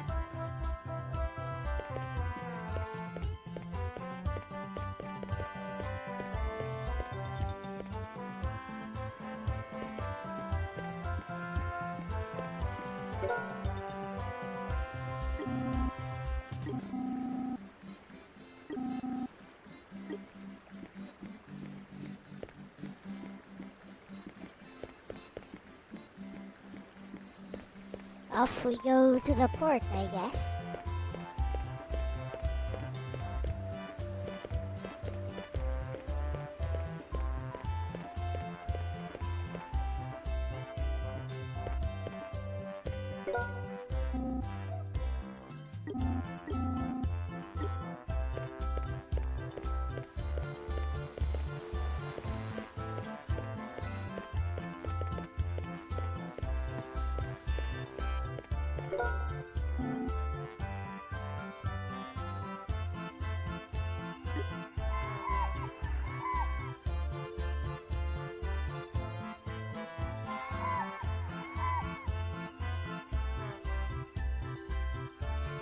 Better water effects than Tales of Fantasia.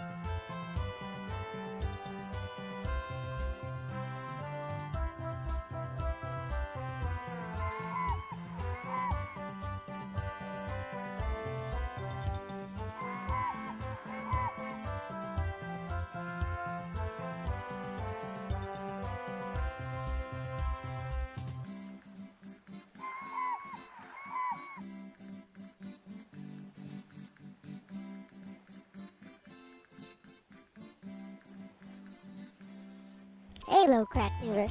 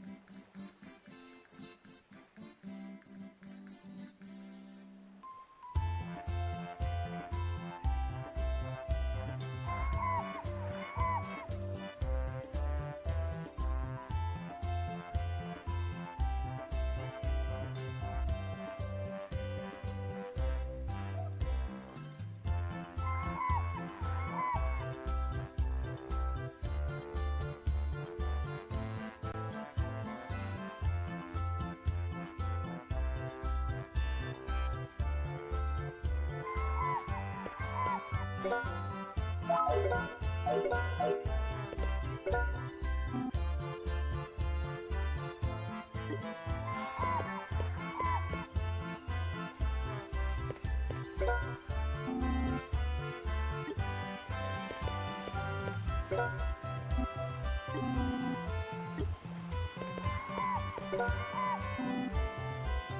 is Mr. Writer Guy.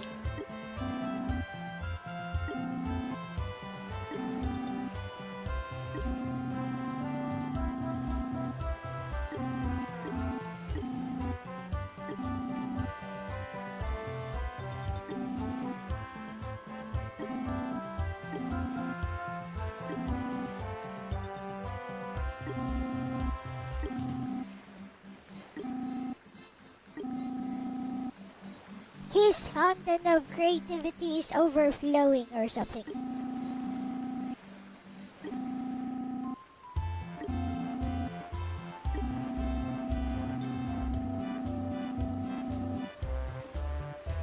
The pool of literature in his soul.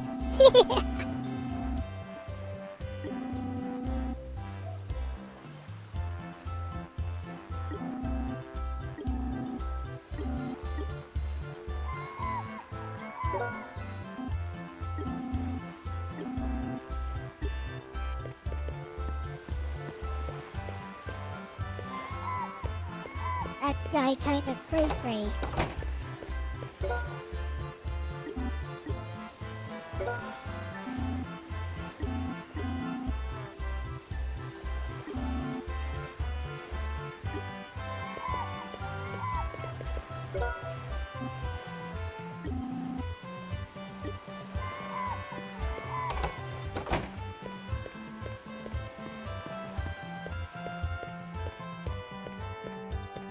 He said, don't pick a fight with someone you can't handle. Does that mean it's okay to pick a fight with someone you can't handle?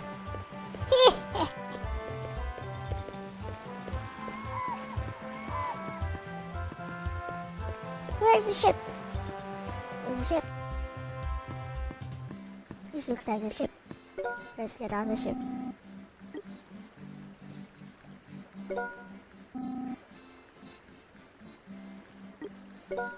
Every old writer is senile.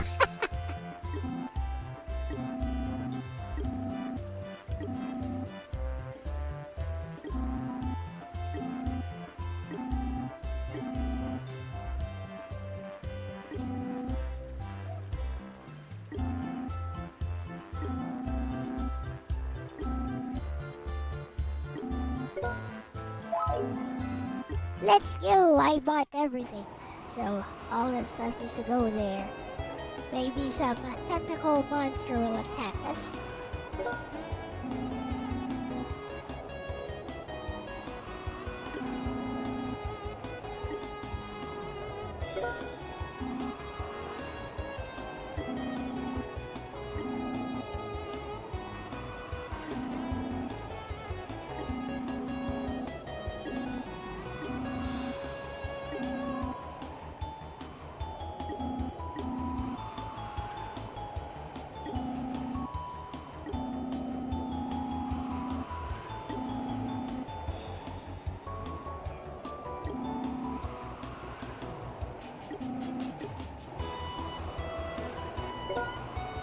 Oh no! Here comes a tentacle monster.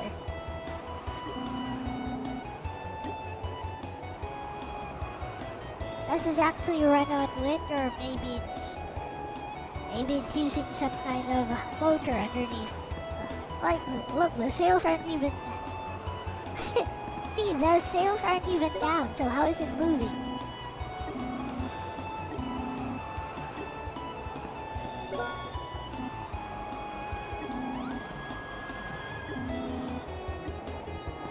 How is it moving so fast without any sails?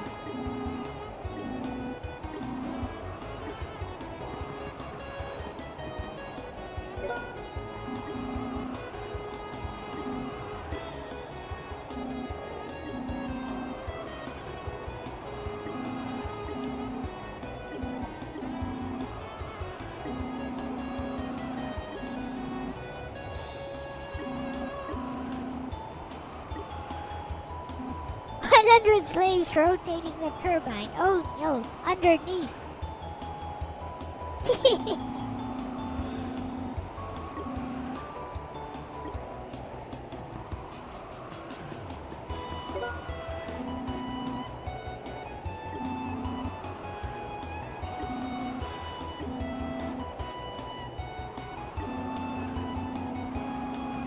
What nobody tells you about Legend of Heroes, a tier of Vermilion, is that tiers of 1,000 or 100 slaves.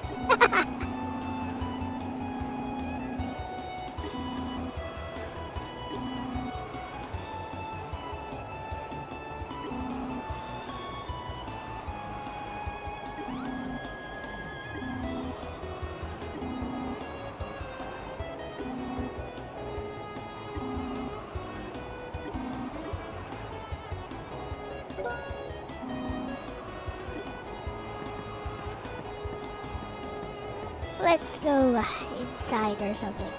How do you even go inside the thing?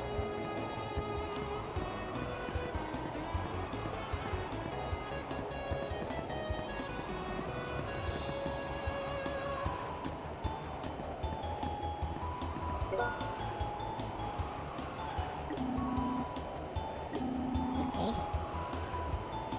Gagarb Saga!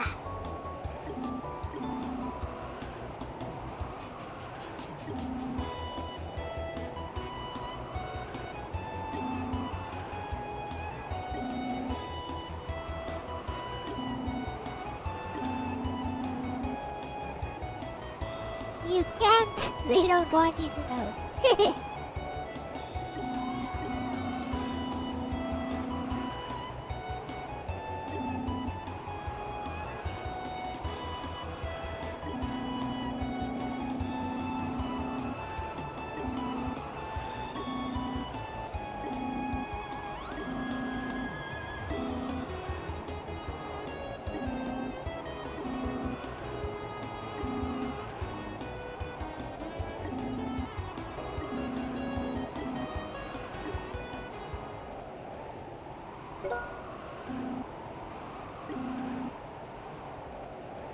Aha! Here comes a tentacle monster.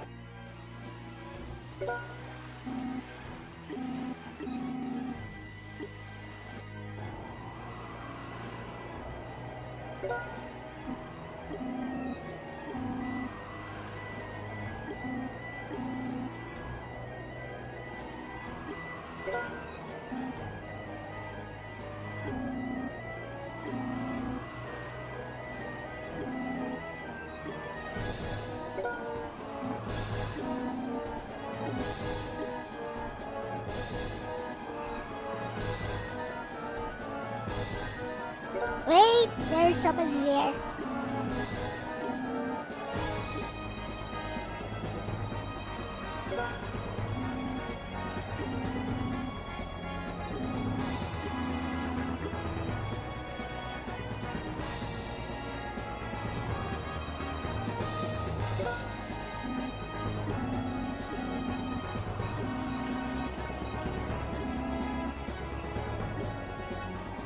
Is this guy an adventurer?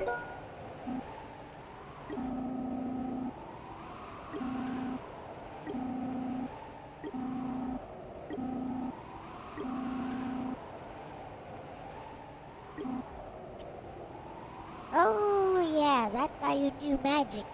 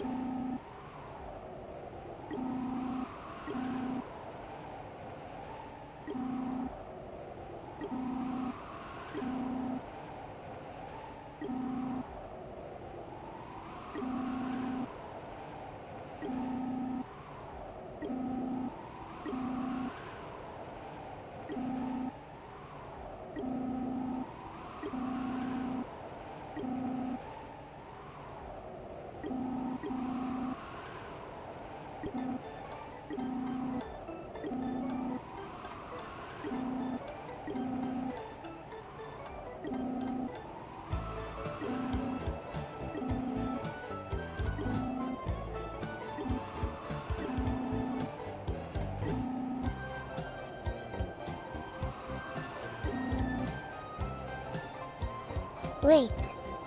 I thought I was near the end. Maybe I'm not.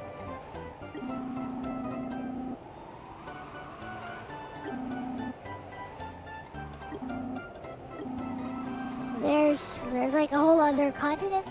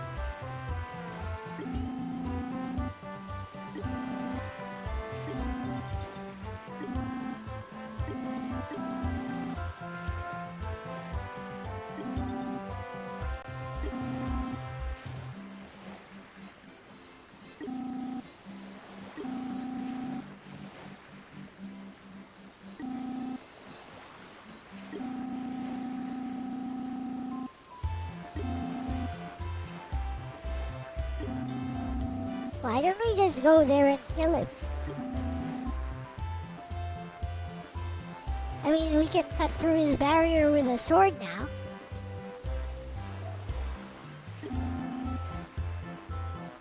The quickest way to fix the problem is to just go there and kill him.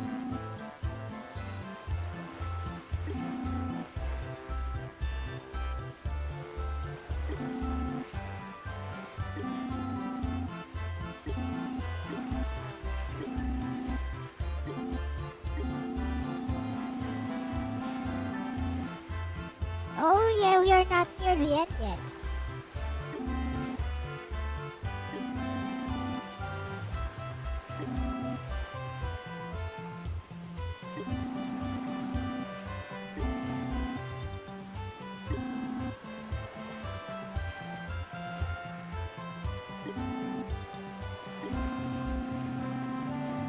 By the way, guys, how you doing with the homework? You know, growing with Elle homework. I give you daily reminders via the community post.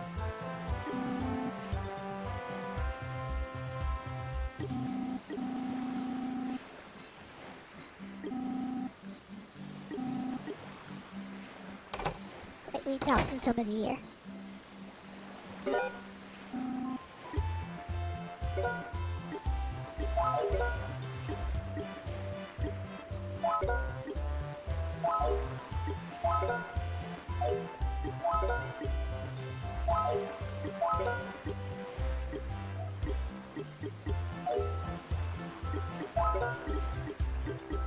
We're like 2 powerists and we should be good.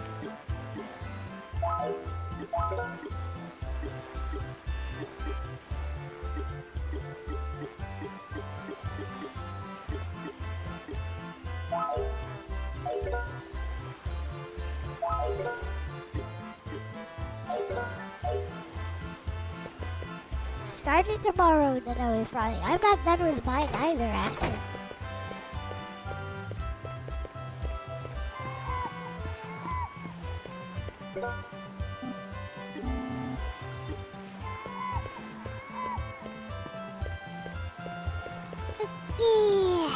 Let's go.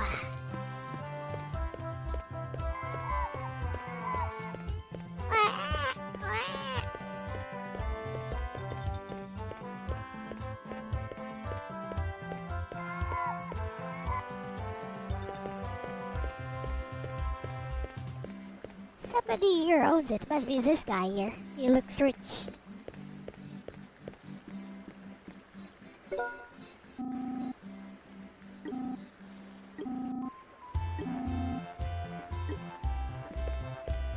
Or not.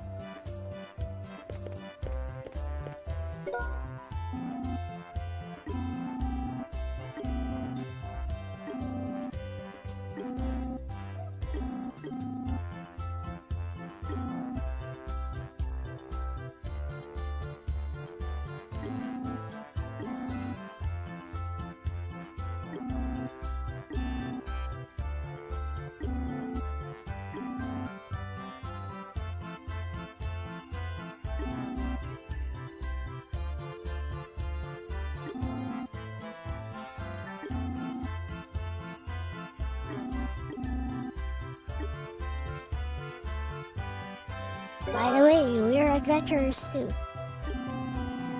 Hey, yes.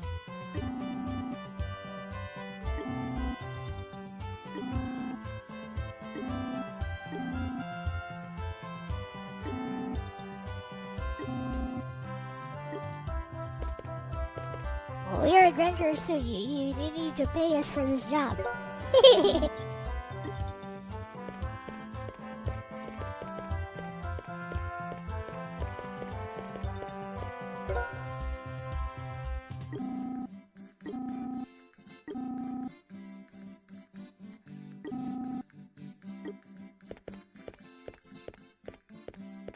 Well, adventurer. I'm an adventurer. Avin is an adventurer.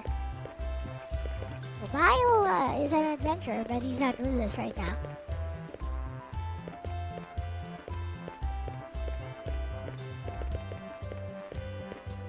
Hey,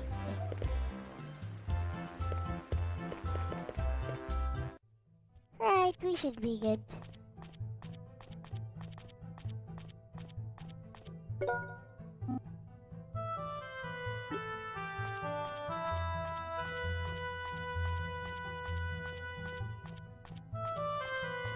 These guys do not want to fight. Do you want to fight? This one wants to fight.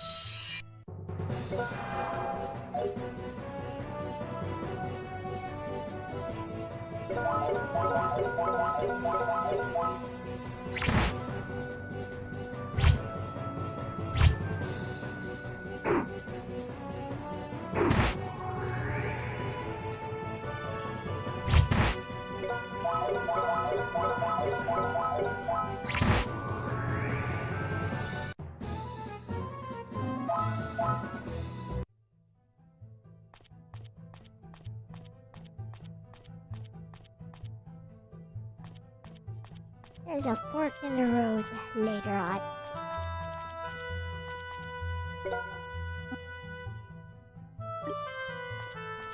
Off we go.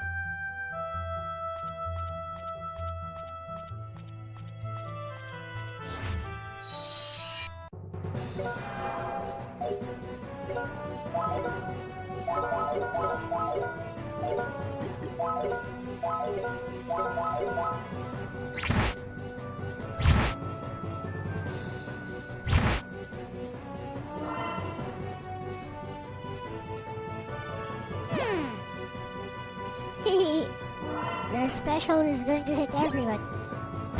Yay!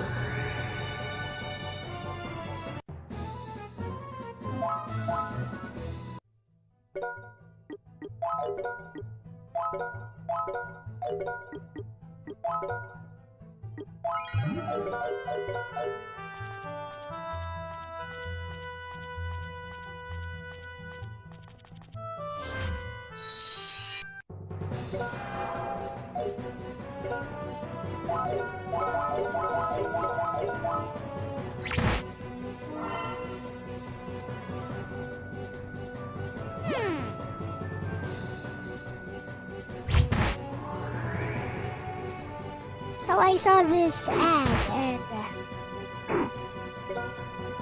was this short drama in this ad called something like a Tempest the Last Guardian or something.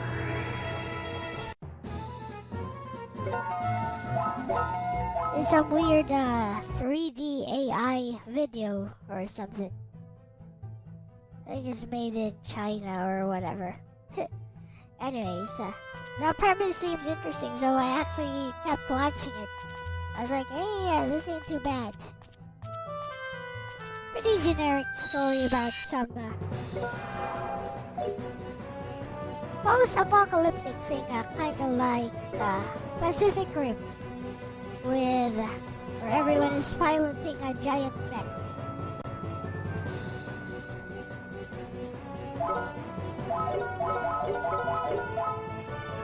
And there are factions, and I know.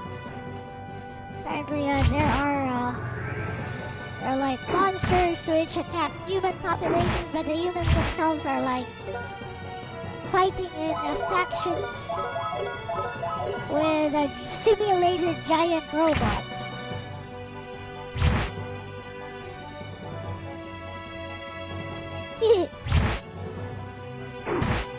And it's also in portrait mode. Weird.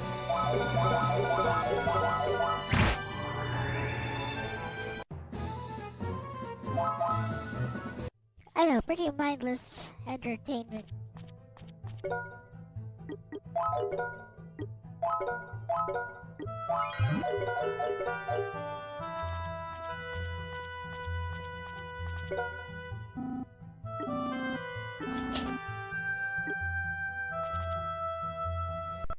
So, the main character is this guy who saved the world once, and now for 2 years he's just been working in this base as the custodian. And everybody thought he couldn't even synchronize with a mech. But he's been hiding the fact that he's the only person in history who's able to synchronize with a mech like with a 100% sync rate. Because most people are like only 20% to 40%, and being able to go up to 60% is like genius level. Something like that. Don't know why I retain so much of that stupid lore.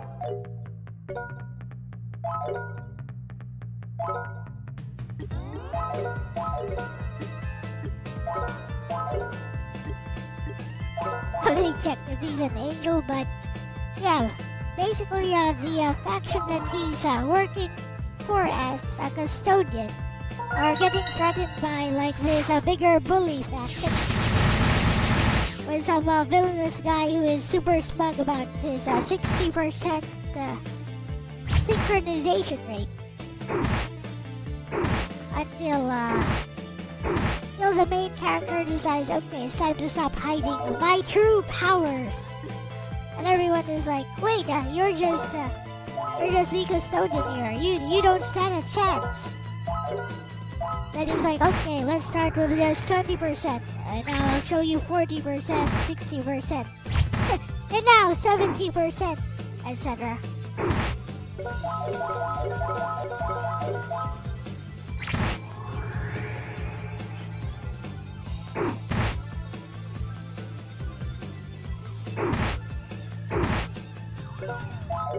Oh no, he died. His mom is in the robot. I know it's a pretty derivative story, to be honest.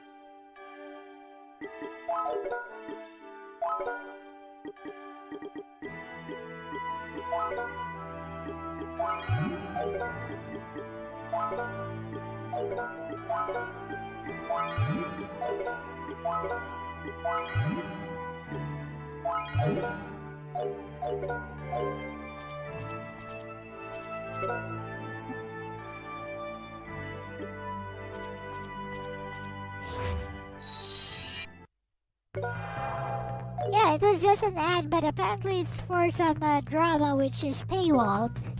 But you can watch the entire drama on YouTube because somebody actually uploaded it.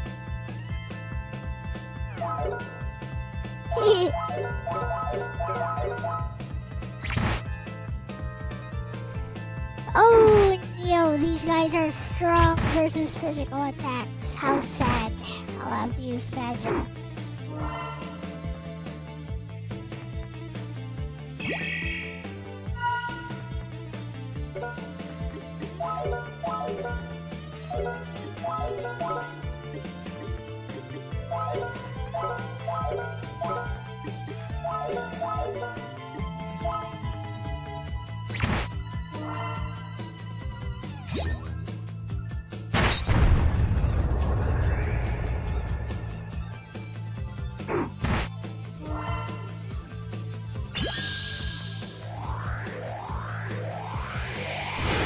That looks like magic.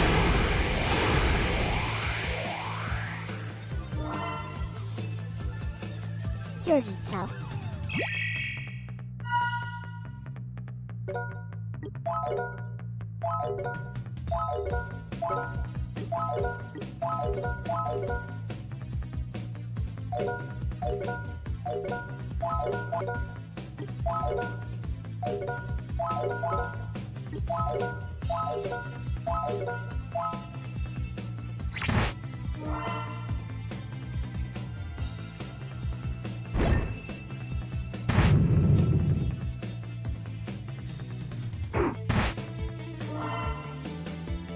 Hadouken!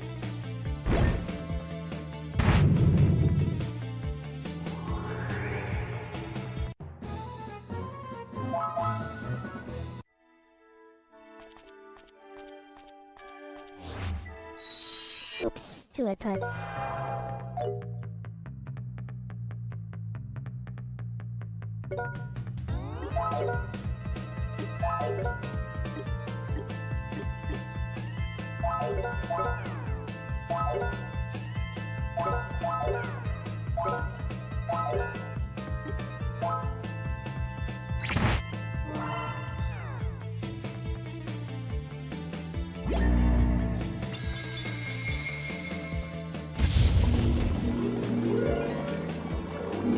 Takes care of you in a hurry.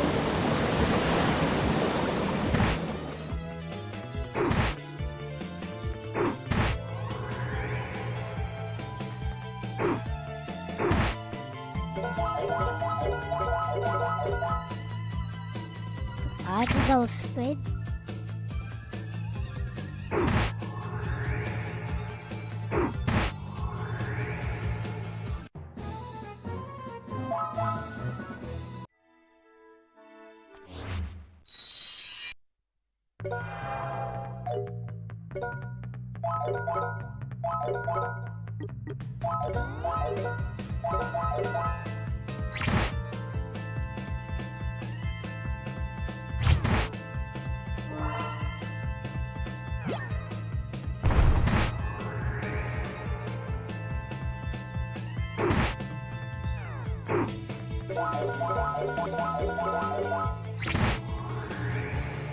Should be good.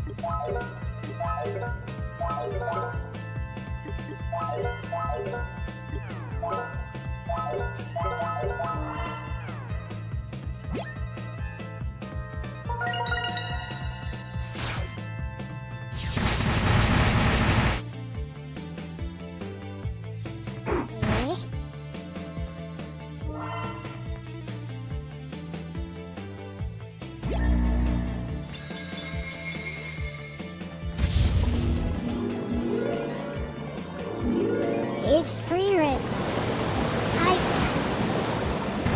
Close enough.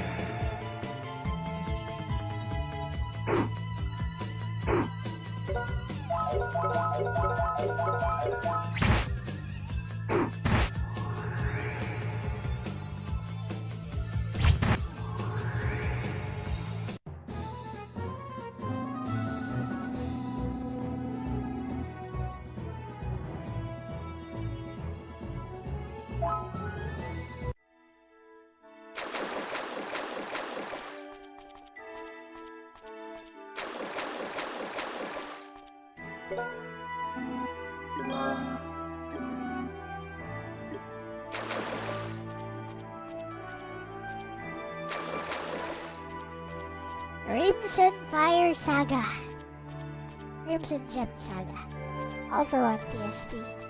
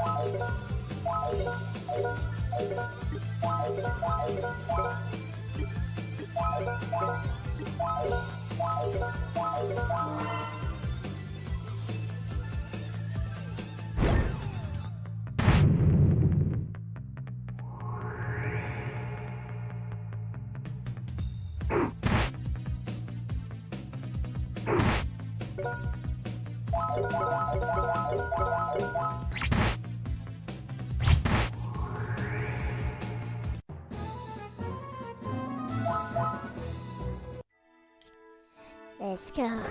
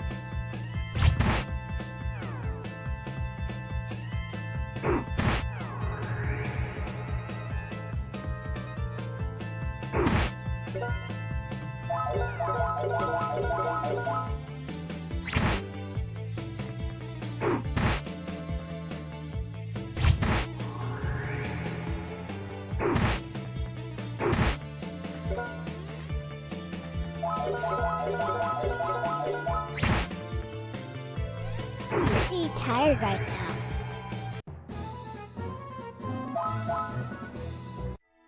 I should save.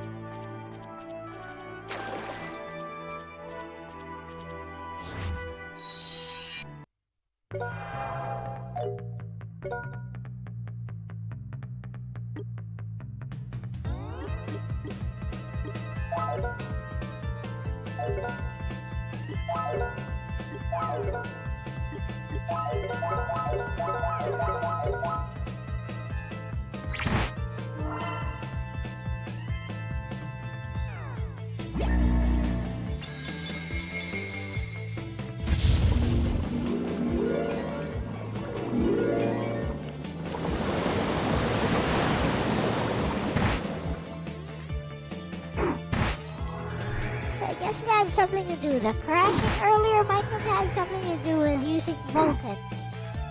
As it works just fine now.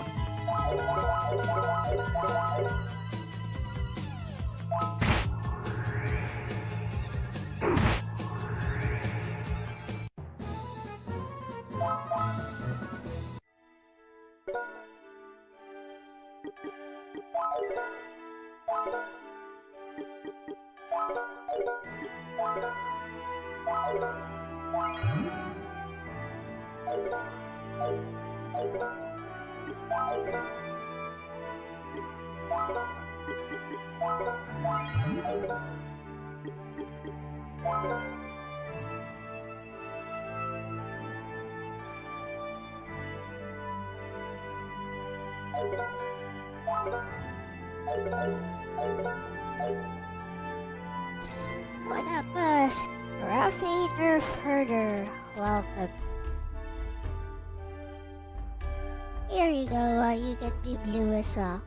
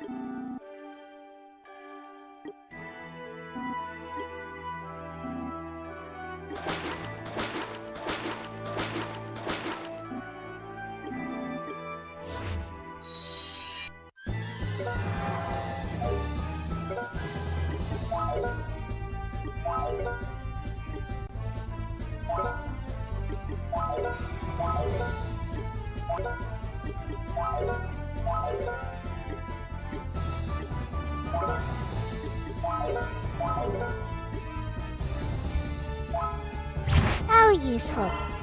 It's really not. It's going okay.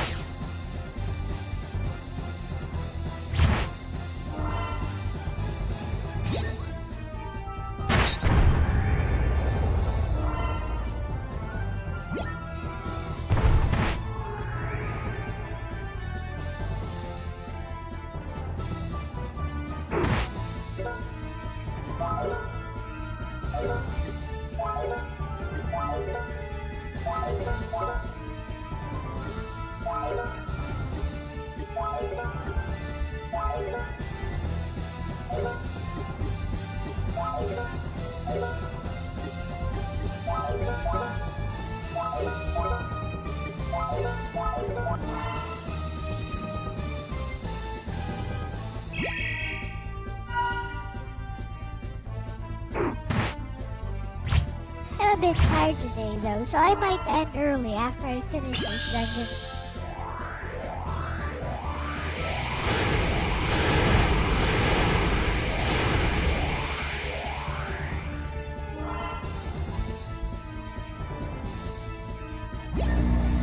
This should end these bosses.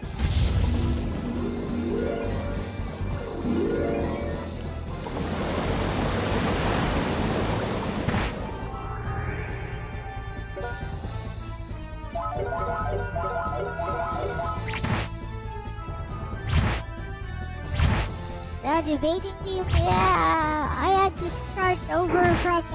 start from scratch when orienting them on how debate works.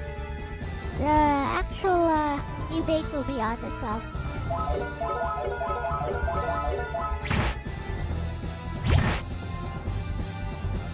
And yeah, it was rather tiring. It was like a 3-hour lecture.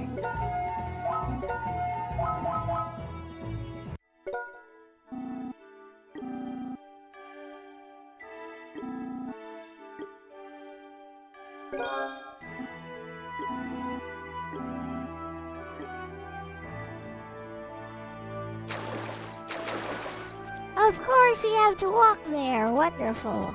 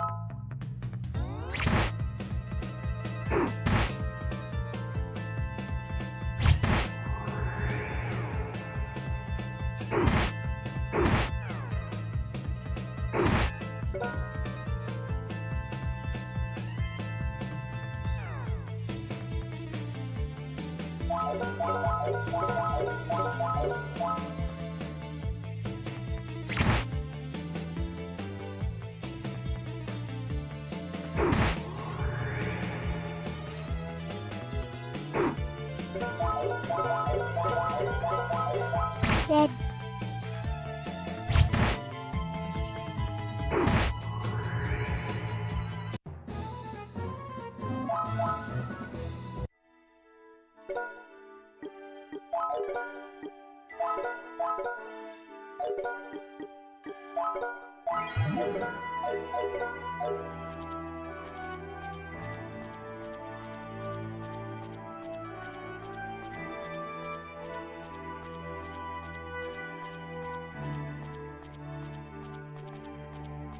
Dead. D-E-D. Dead.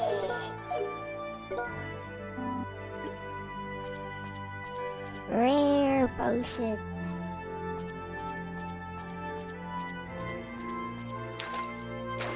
Alrighty, we gotta walk all the way there.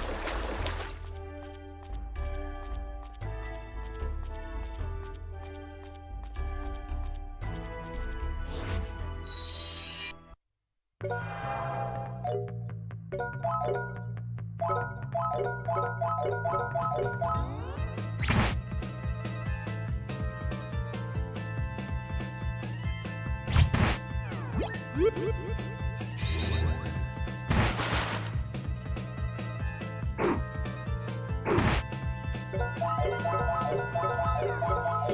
swear I'm playing this on autopilot.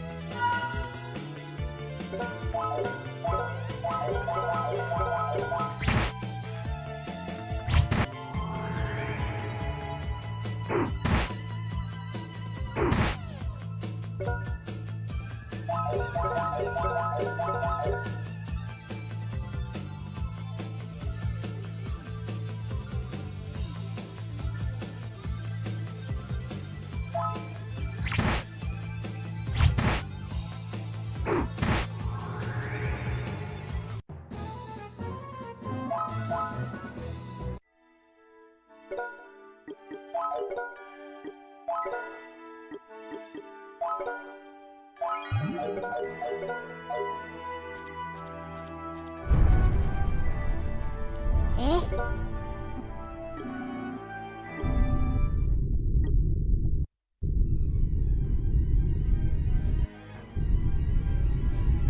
Just going through the motions, yep. It's Shannon.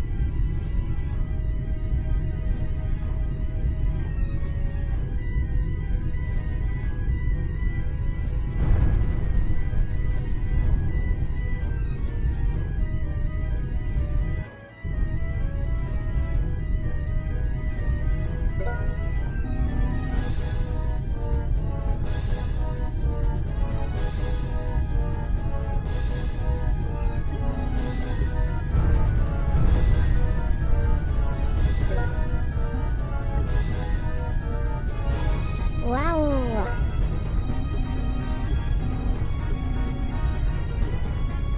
Wow.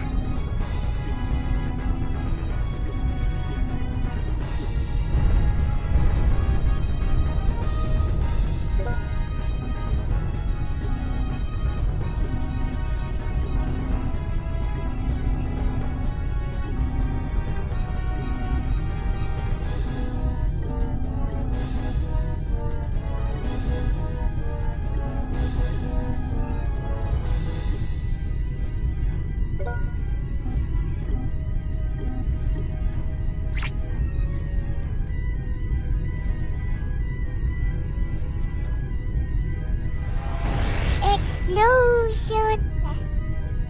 Anyway. Where's Fruities? Oh, there he is.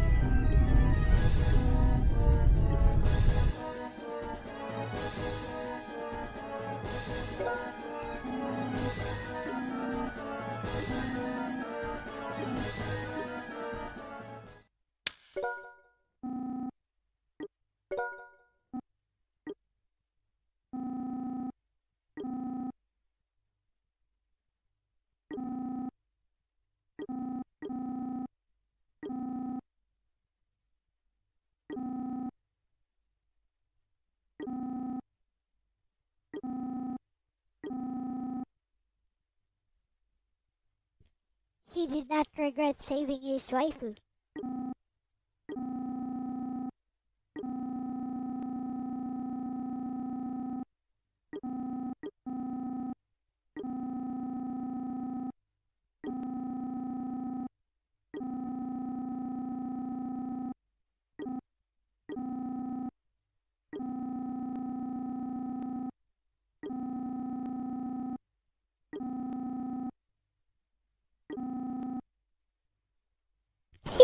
This guy be like, oh, they're in love.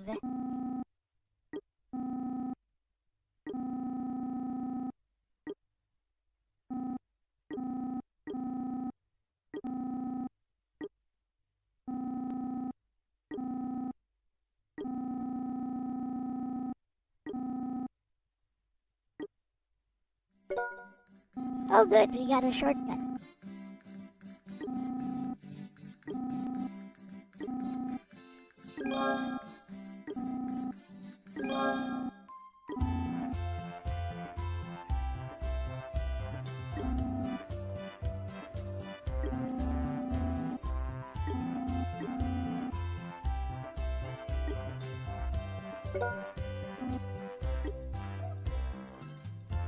Ronald McDonald. What's the item?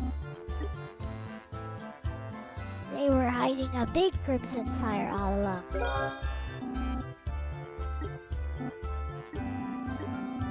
Or not. What is it?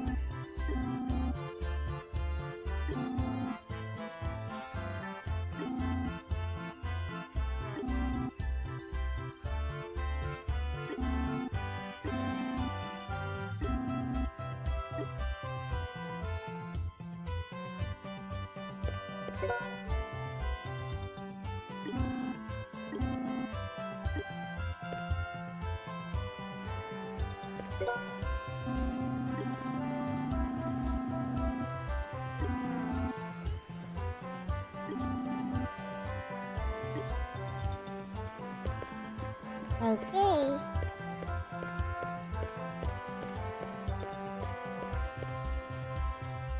If you say so, old man.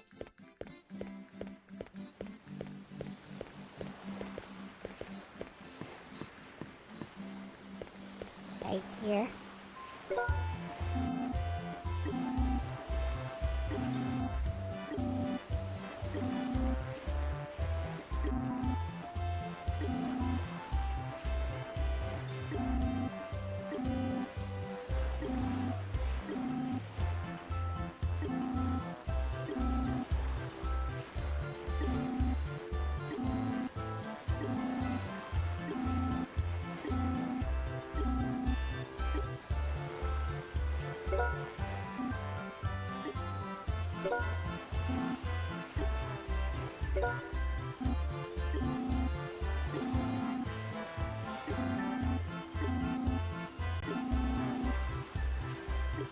He's going to teleport the entire ship.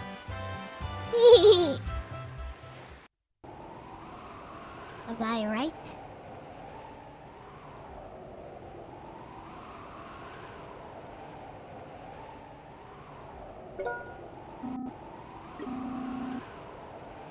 Huh? Okay.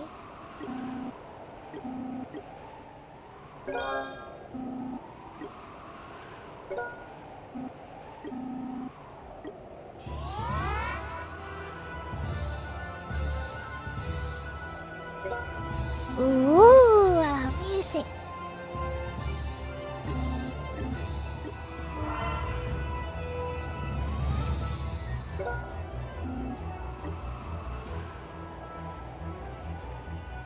Oh, it became big.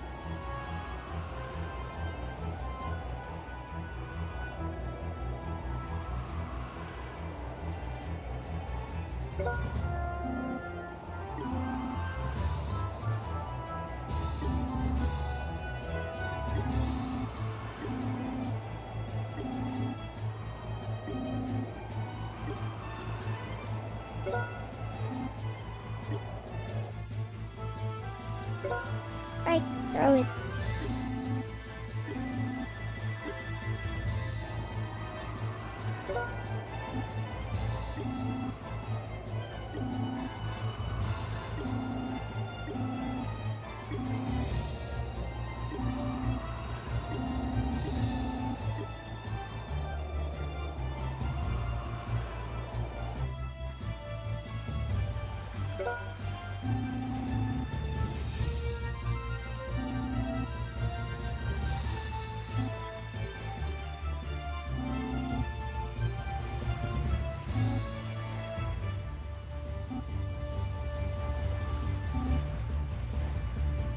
Wow, wow, wow, wow.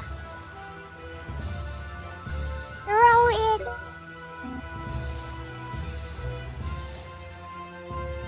Boom. Yeah, now get the punch out of there.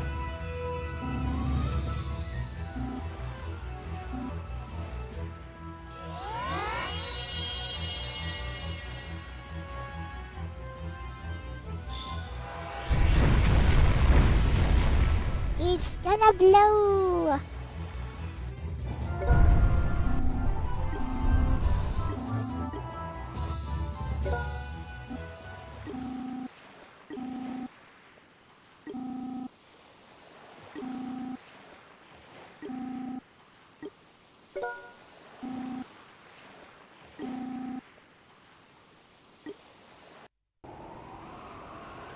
think I'll save here. Should be a good time to stop. 3-hour stream, kind of short for my standards at least.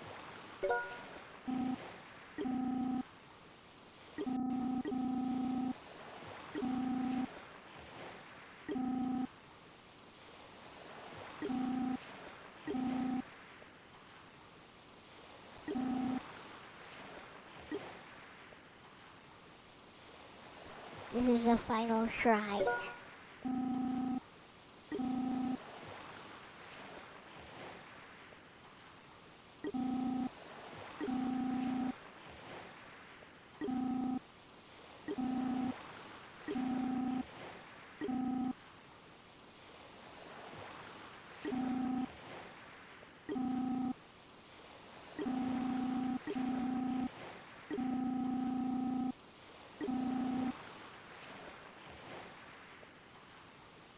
The guardian is Sage Gawain.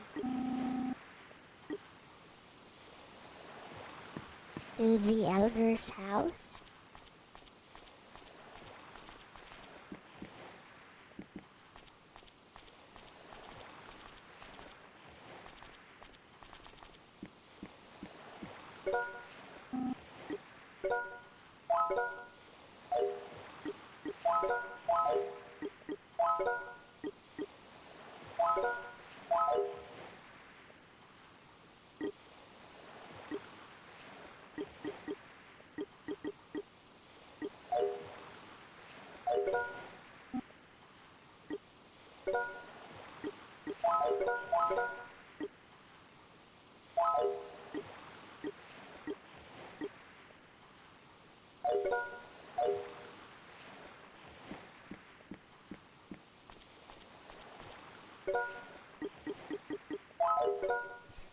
Alright, I can't hold on any longer. I'm like super tired.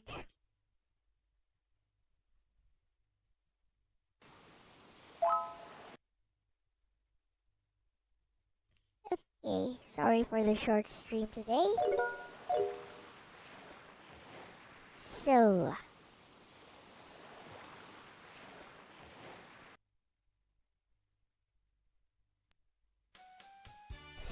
tomorrow I'll be back with Mimana ER Chronicle for the PSP. And then on Friday, starting on Crimson Tears PS2. Yeah. That's it. Thank you guys for watching today. This has been Elle-C with my bestie Alexis. And we're out of here. Bye bye. Bye bye. Ignite the sky, I won't look away. I'll fly through the tears, through the doubt, through the pain. Even if I break, even if I fall, I'll answer the call. I'll give it my all.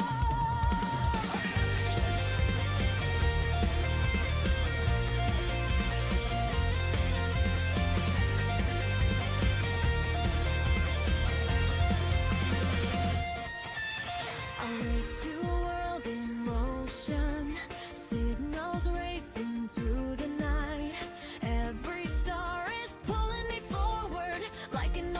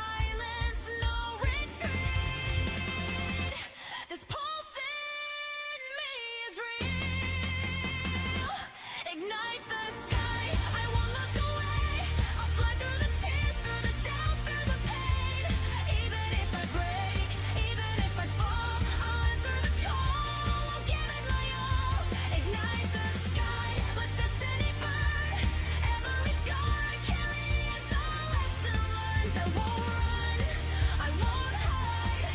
This is the day I decide.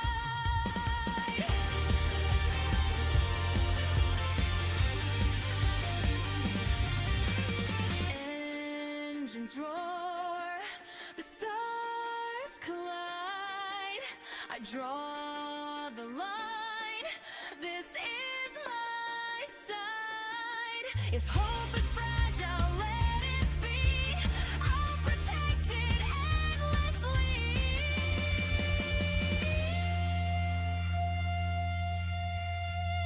Ignite the sky. This wish takes flight. I'll carve my future from